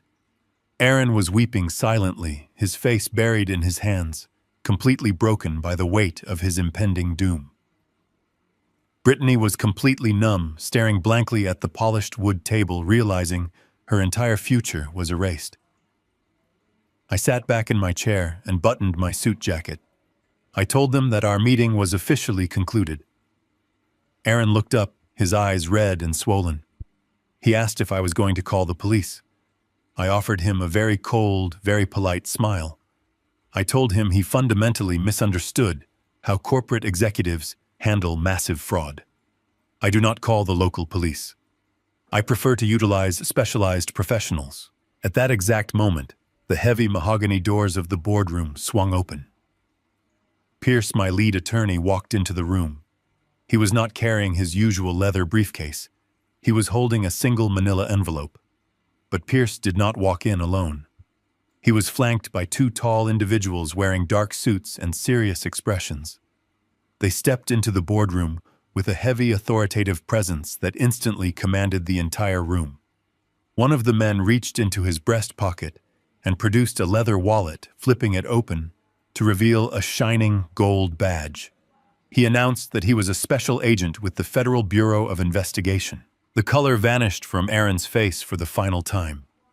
I looked at my son and explained the final piece of the puzzle. I told him I did not just bring that audio recording to this meeting to watch him squirm. I told him I handed the entire digital dossier, including the financial traces, the forged signatures, and the vocal confession, directly to the federal prosecutor over an hour ago. The trap was not just sprung. The steel jaws had completely snapped shut. The special agent stepped forward. His polished shoes made no sound on the thick carpet of the boardroom. He did not raise his voice. He did not need to. The badge in his hand held all the authority in the world. He looked directly at Aaron and stated his full name. He recited the federal charges with a practiced robotic efficiency. Wire fraud, grand larceny, elder financial abuse. Every single word hung in the cold air of the glass room like a heavy stone. The second agent walked around the massive mahogany table. He reached into his suit jacket and pulled out a pair of heavy steel handcuffs. Aaron took a stumbling step backward. He bumped into the floor-to-ceiling window. He looked like a trapped animal. He raised his hands in front of his chest as if he could physically push the federal charges away. He shook his head frantically. He told the agents there was a mistake. He told them he was a partner in a major import corporation. He pointed a trembling finger at me and yelled that I was just a bitter old man trying to ruin his business deal. The agent did not argue. He simply grabbed Aaron's wrist. He twisted my son's arm behind his back with a swift professional motion. The sharp metallic click of the handcuffs echoing in the silent boardroom was the most definitive sound I had ever heard. It was the sound of a life ending. Vincent was still kneeling on the floor. He watched the agents secure his son-in-law. He began to scramble backward across the carpet, like a crab trying to put as much distance between himself and Aaron as possible. Vincent held his hands up in surrender. He stammered that he was completely innocent. He cried that he had been manipulated by a rogue employee. He offered to testify against Aaron in a court of law. He promised to hand over his entire company ledger if they would just let him walk out of the building. The lead agent turned his attention to Vincent. He pulled a second pair of handcuffs from his belt. He looked down at the weeping, ruined tycoon and read a separate list of federal charges: conspiracy to commit fraud, accepting stolen assets across state lines. The agent explained that ignorance is not a valid legal defense when you accept a stolen multi-million-dollar property to secure a fraudulent corporate bailout. The agent hauled Vincent up from the carpet. He roughly secured Vincent's hands behind his back. The proud, arrogant father of the bride was now nothing more than a common federal suspect. He sobbed openly. He begged for his lawyer. He begged for mercy. No one in the room offered him a single ounce of pity. Aaron began to panic. The reality of the cold steel around his wrists finally pierced through his delusion. He realized he was not going to a luxury hotel. He was not going back to his stolen house. He was going to a federal holding cell. He began to hyperventilate. He looked at me with wild, terrified eyes. He begged me to tell the agents to stop. He pleaded with me to call off the lawyers. He promised he would give the house back. He promised he would work for the rest of his life to pay off the debt. He called me Dad over and over again. His voice cracked and broke into high-pitched sobs. I did not move. I sat perfectly still in my leather chair. I watched the consequences of his actions swallow him whole. The heavy wooden doors of the boardroom opened one more time. The room fell entirely silent. Diane walked through the doorway. My wife looked absolutely breathtaking. She was not the humiliated crying woman sitting in the mud at a wedding reception. She wore a tailored charcoal suit that perfectly matched mine. Her silver hair was styled immaculately. Her posture was straight and proud. She possessed the quiet, unshakable dignity of a queen entering her throne room.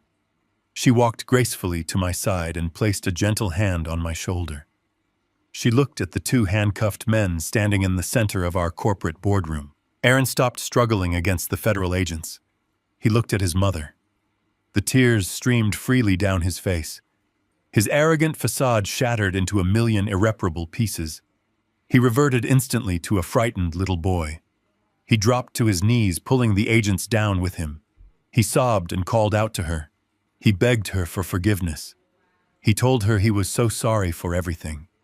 He told her he was confused and stressed and desperate. He reminded her of how she used to hold him when he was sick. He reminded her of the science projects and the birthday parties. He weaponized every single maternal memory he could think of, trying to find a weak spot in her armor. He pleaded with her to tell the agents to let him go. He told her he could not survive in a federal prison. Diane looked down at him. Her face betrayed no emotion. She did not yell. She did not cry. She simply listened to his desperate, pathetic apologies. She looked at the son she had raised. She looked at the man who had tricked her into signing away her safe haven while she was swimming in heavy painkillers. Then she shifted her gaze. She looked past Aaron. She looked directly at Brittany. Brittany was standing frozen near the wall. She was trembling in her expensive designer clothes. Diane lowered her eyes and looked specifically at Brittany's shoes.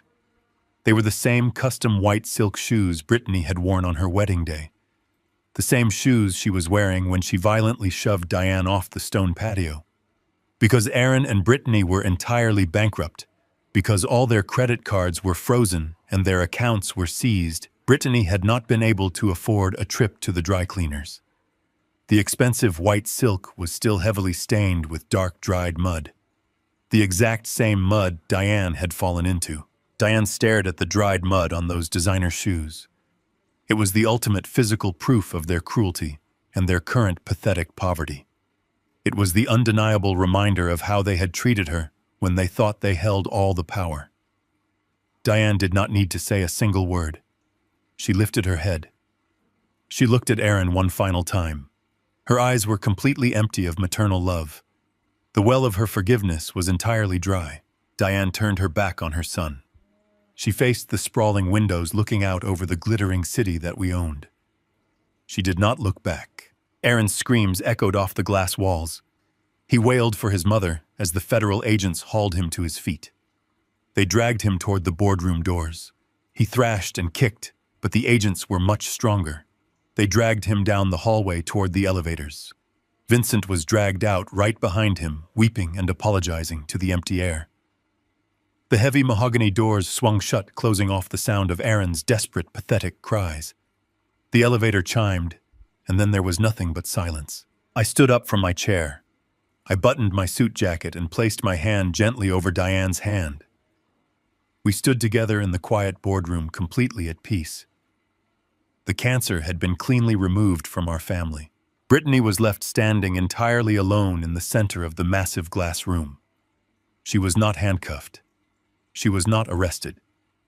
The federal agents did not care about her because her name was not on the forged documents.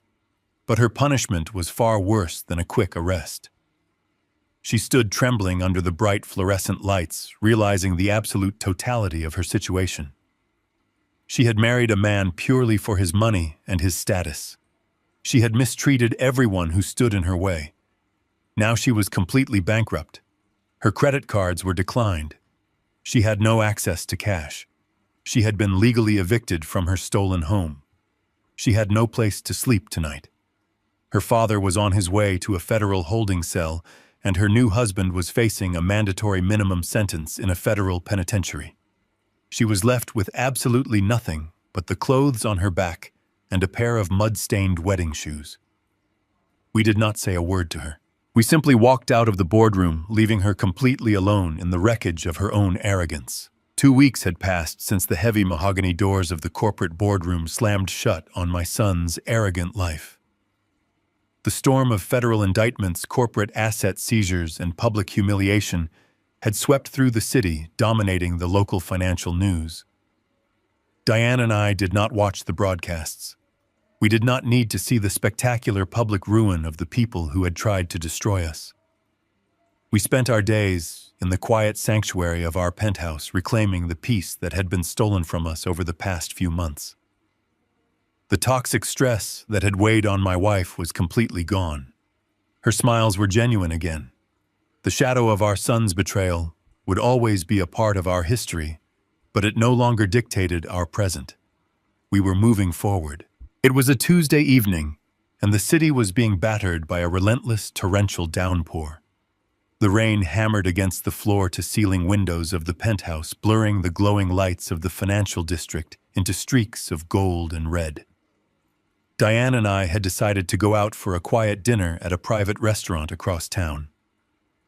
We took the biometric elevator down to the secured underground parking garage. The subterranean concrete cavern was perfectly silent and brightly lit by rows of sterile fluorescent tubes. The air smelled faintly of damp pavement and expensive motor oil. I pressed the button on my key fob, and the lights of my luxury sedan flashed in the distance.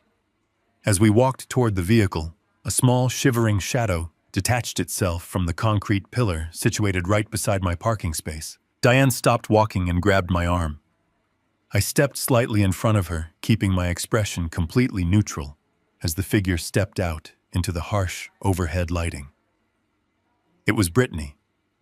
She had somehow managed to bypass the strict security protocols of the building, perhaps by tailgating a delivery truck through the service entrance or slipping through a closing gate. The woman standing before me looked absolutely nothing like the arrogant bride who had worn a custom silk gown and demanded the world bow at her feet. She was entirely unrecognizable. Her clothes were cheap and poorly fitted. She wore a thin, oversized raincoat that was soaked completely through, clinging to her trembling frame. Her hair was matted to her skull by the freezing rain. Her face was pale, gaunt, and entirely devoid of the expensive makeup she used to wear like armor. She stood there, hugging herself to conserve body heat. She looked like a stray dog, completely broken and desperate. The high society friends she used to boast about had clearly abandoned her the exact second her father's bank accounts were frozen by federal marshals. The luxury boutiques and exclusive country clubs had closed their doors to her. She was a woman who had built her entire identity on the illusion of wealth, and without that money, she had simply ceased to exist in the world she once ruled. "Warren, please?" she whispered, her voice cracking and echoing weakly against the concrete walls. She did not use her usual demanding tone. She sounded small and pathetic. She took a hesitant step forward, keeping her eyes fixed on the wet pavement. I have nowhere else to go. I did not offer her a towel. I did not ask her how she got past the security desk. I simply stood there holding my car keys, waiting for her to explain exactly why she thought she had the right to ambush my wife and me in our private residence. She looked up at Diane with wide, pleading eyes, desperately trying to summon some kind of maternal pity. Diane simply stared back at her with a cold, impenetrable gaze. There was no sympathy left in my wife's heart for the woman who had violently shoved her into the mud. "I did not know," Brittany stammered, pulling her soaked coat tighter around her shoulders. She began to cry, but the tears felt calculated and entirely self-serving. "I did not know what Aaron and my father were planning. They lied to me from the very beginning. They told me Aaron was a wealthy heir. My father forced me into the marriage to secure his business deals. I was just a pawn in their corporate games. They used me, Warren. I am a victim of their manipulation, just like you and Diane." The sheer audacity of her narrative was almost impressive. She was standing in my parking garage, attempting to rewrite the entire history of her own cruelty. She wanted me to believe that she was an innocent bystander who had been swept up in a storm created by greedy men. She was asking me to entirely forget the arrogant smirk she wore when she handed me the legal eviction notice on my own front porch. She wanted me to ignore the fact that she had actively participated in the emotional abuse of my wife. "I need a loan," she blurted out, her voice rising in a frantic rush. "I need to hire a divorce attorney to officially separate myself from your son before his federal trial begins. I need money for a security deposit on a small apartment. Just $10,000, Warren. That is nothing to you. It is pocket change. I will sign whatever contract you want. I will pay you back every single penny with interest once I get back on my feet. Please, I am sleeping in a cheap motel and my money runs out tomorrow." I let her desperate plea hang in the cold, damp air of the garage. I did not raise my voice. I spoke with a quiet, methodical rhythm, making sure she heard every single syllable clearly over the sound of the rain pouring into the exhaust vents outside. I told her she was a very poor liar. I explained that she was never a victim of manipulation. I reminded her that she eagerly embraced the cruelty because she believed it would finance her luxury lifestyle. I painted a very clear picture of her true character. I told her she shoved my wife into the dirt because she felt untouchable. She handed me an eviction notice because she enjoyed the feeling of crushing someone she believed was weak. She did not care where the money came from, as long as she could charter luxury yachts and drink imported champagne. Her only regret was that she attached herself to a sinking ship. She was not crying because she felt remorse. She was crying because she was finally facing the consequences of her own terrible decisions. Brittany stared at me, her jaw trembling.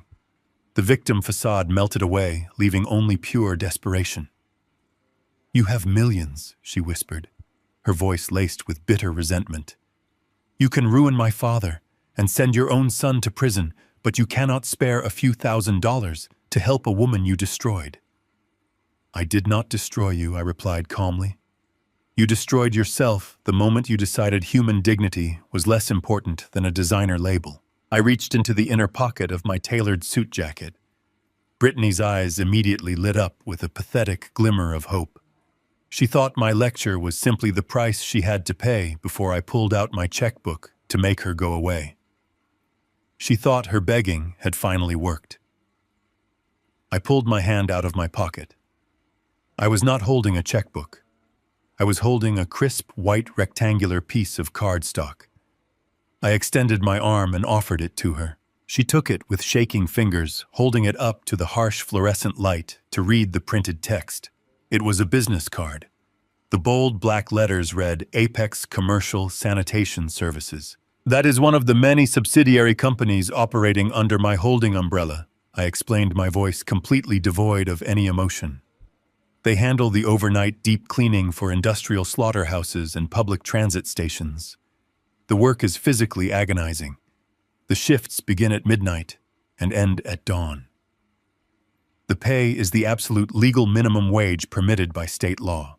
Brittany looked up from the business card, her eyes wide with profound horror and deeply insulted pride. She opened her mouth to protest, to scream that she was above scrubbing concrete floors in the middle of the night. I cut her off before she could speak a single word. "I will not give you a loan," I stated firmly. "I will not hand you a single dime of my money to finance a divorce lawyer. But if you call the number on that card tomorrow morning and tell the dispatch manager you are ready to work, they will hand you a mop and a bucket. If you want a roof over your head, you are going to have to earn it with blisters on your hands, just like the rest of the world." I turned my back on her and opened the passenger door of the sedan for my wife. Diane slid into the leather seat without sparing Brittany a second glance. I walked around the vehicle, got into the driver's seat, and started the engine. The powerful motor hummed to life, echoing through the concrete garage. I put the car into gear and slowly pulled out of the parking space. I looked in my rearview mirror one last time. Brittany was standing completely alone under the sterile lights, shivering in her soaked coat. She was staring blankly at the small white business card in her hand. The heavy steel automated security gate rolled open, letting the freezing rain blow into the garage. She had absolutely no choice but to turn around and walk back out into the violent storm, entirely humiliated and completely broke. 6 months passed with the slow, relentless grind of the federal justice system. The seasons changed outside the city, but the massive stone walls of the federal courthouse remained cold and completely unyielding. I sat in the front row of the gallery, with Diane holding her hand firmly in mine.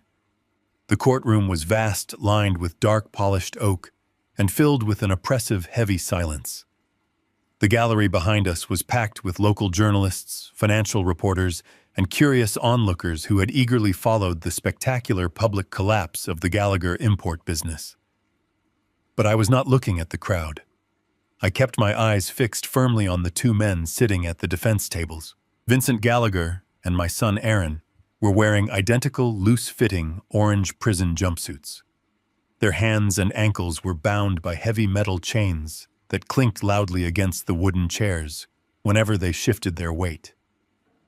The physical transformation was absolute and devastating. The custom-tailored suits, the expensive imported watches, and the arrogant smirks they wore at the wedding were completely gone. Vincent looked 20 years older than the last time I saw him in my boardroom. His hair had thinned and turned entirely white, and his shoulders slumped forward as if the gravity of the room was physically crushing him. Aaron looked incredibly pale and hollow. He stared blankly at the scarred wooden table in front of him, his jaw trembling slightly under the harsh fluorescent lights. They were no longer titans of industry or confident corporate raiders. They were just two federal inmates waiting to find out exactly how much of their lives they were about to lose. The heavy wooden door behind the bench opened, and the judge entered the room. Everyone stood in perfect silence.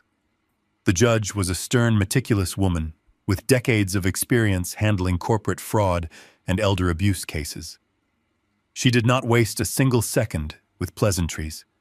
She opened the thick legal dossier in front of her and looked down at the defendants with absolute open disgust.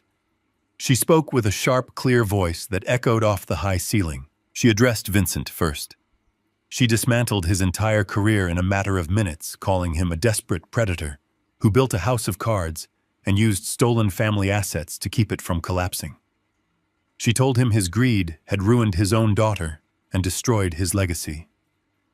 The judge sentenced Vincent to 8 years in a federal penitentiary. Furthermore, she signed a permanent binding injunction, barring him from ever holding a corporate executive position or sitting on a board of directors for the rest of his natural life. Vincent buried his face in his chained hands and began to sob loudly. His empire was dead, and he would die a disgraced and ruined man. Then the judge turned her attention to my son. She looked at Aaron and told him that his crimes were particularly heinous because they specifically targeted his own family. She detailed how he preyed upon a vulnerable woman recovering from surgery in a hospital bed. She explicitly stated that elder financial abuse and wire fraud are acts of profound cowardice and moral bankruptcy. Aaron stood up, his chains rattling loudly in the quiet room.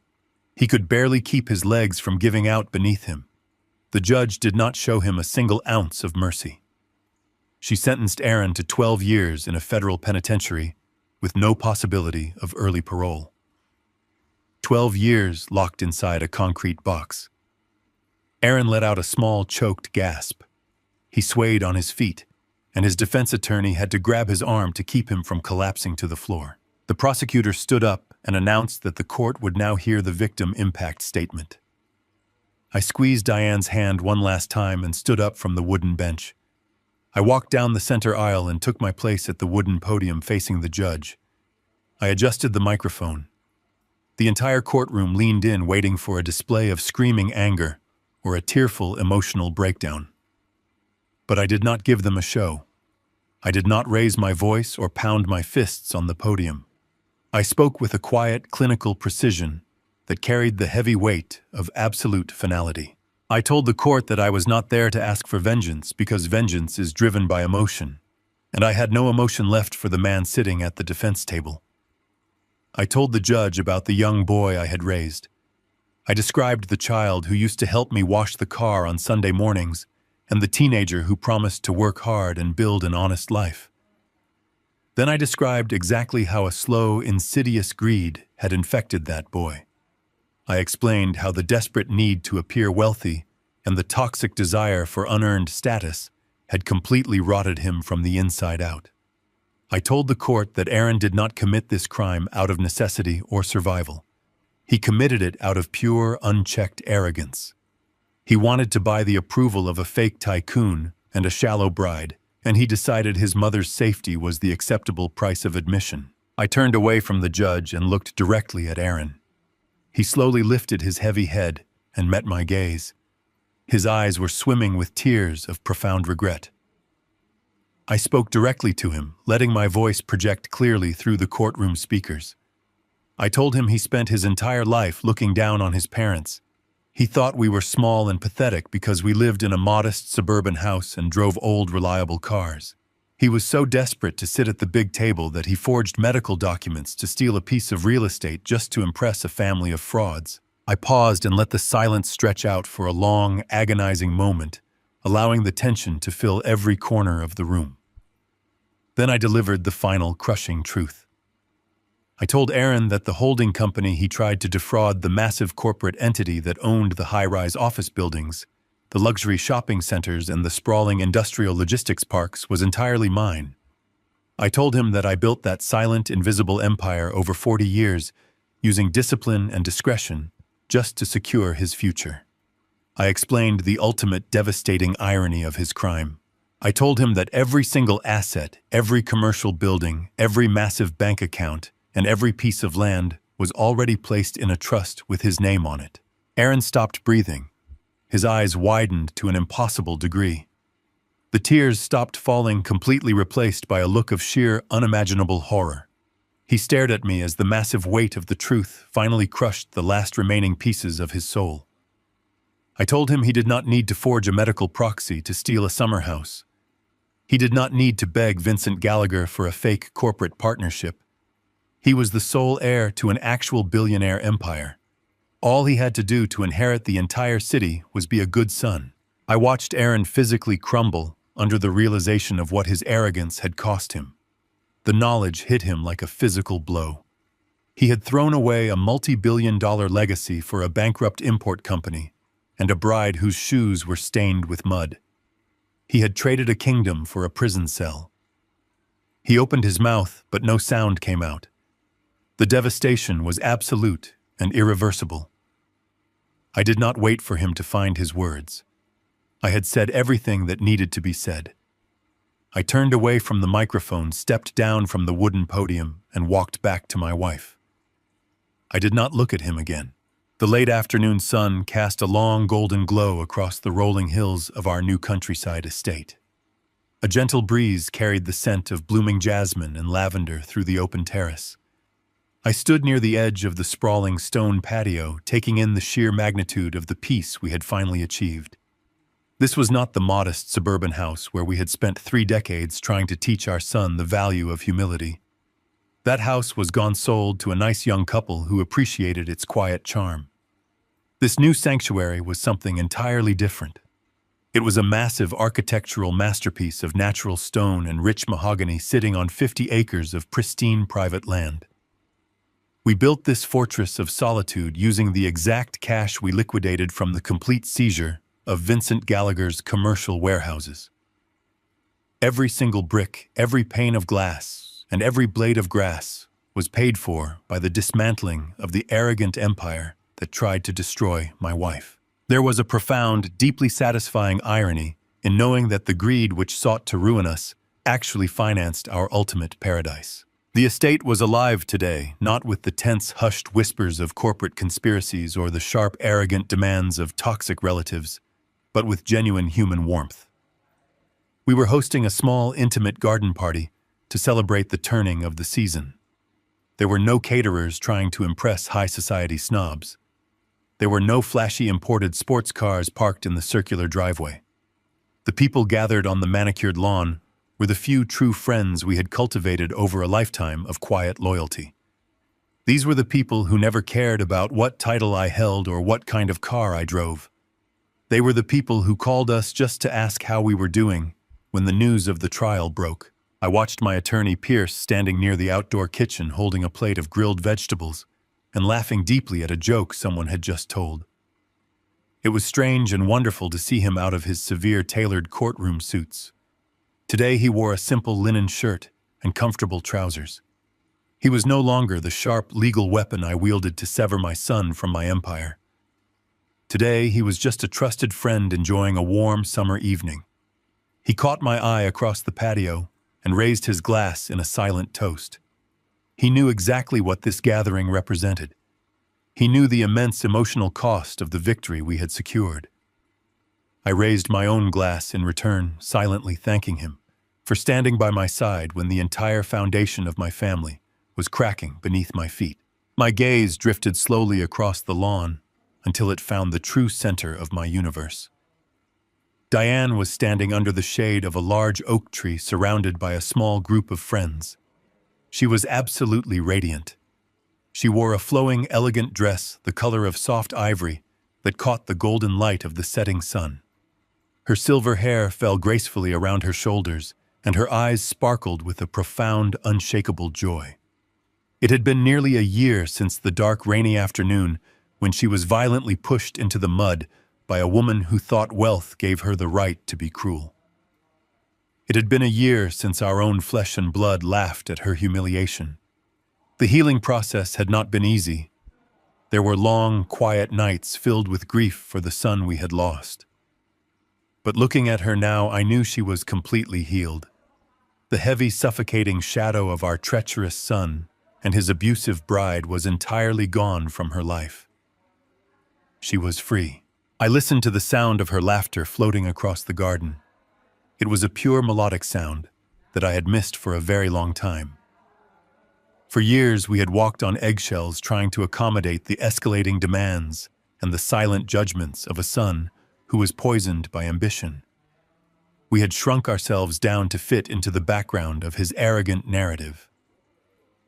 We had tolerated the subtle disrespect and the blatant manipulations, because we believed that unconditional parental love required infinite patience. We were wrong. Unconditional love does not mean offering yourself up as a sacrifice to a predator, even if that predator is your own child. Diane finally understood that. We both did. She no longer carried the guilt of a mother who felt she had somehow failed. She recognized that we gave our boy every tool he needed to build a beautiful life, and he chose to use those tools to forge his own chains. I stepped slightly away from the main gathering, moving toward the far edge of the stone terrace, where the property dropped off into a gentle slope overlooking the valley. The sky was beginning to turn deep shades of purple and brilliant orange.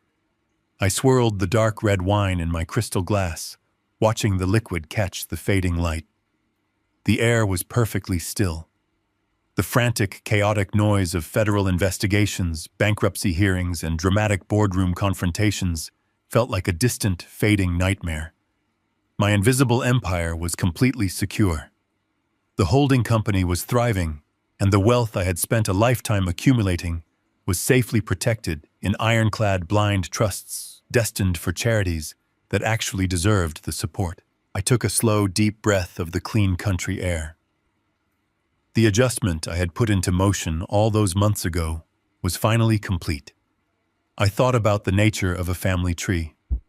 When we plant the seeds of our lineage, we pour all our hope and our resources into the soil. We water the roots with our time, our sweat, and our endless devotion. We expect the branches to grow strong and reach toward the sun, but sometimes a sickness takes hold deep within the soil. Sometimes a rot begins to spread, corrupting the trunk and poisoning the leaves.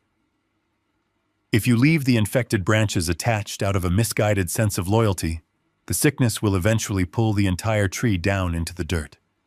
The rot will consume everything you worked so hard to build. I had to make the most agonizing choice a man can ever make. I had to take a sharp, heavy axe to my own family tree. I had to cut away the infected branch that was my son. I had to sever his toxic roots from my life before his greed and his arrogance could drag my wife and my legacy down into total ruin. It was a brutal amputation that left a deep scar on my heart.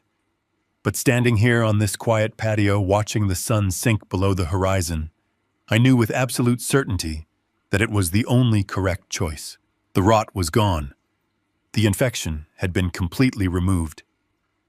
I took a slow sip of the rich red wine, feeling the warmth settle in my chest.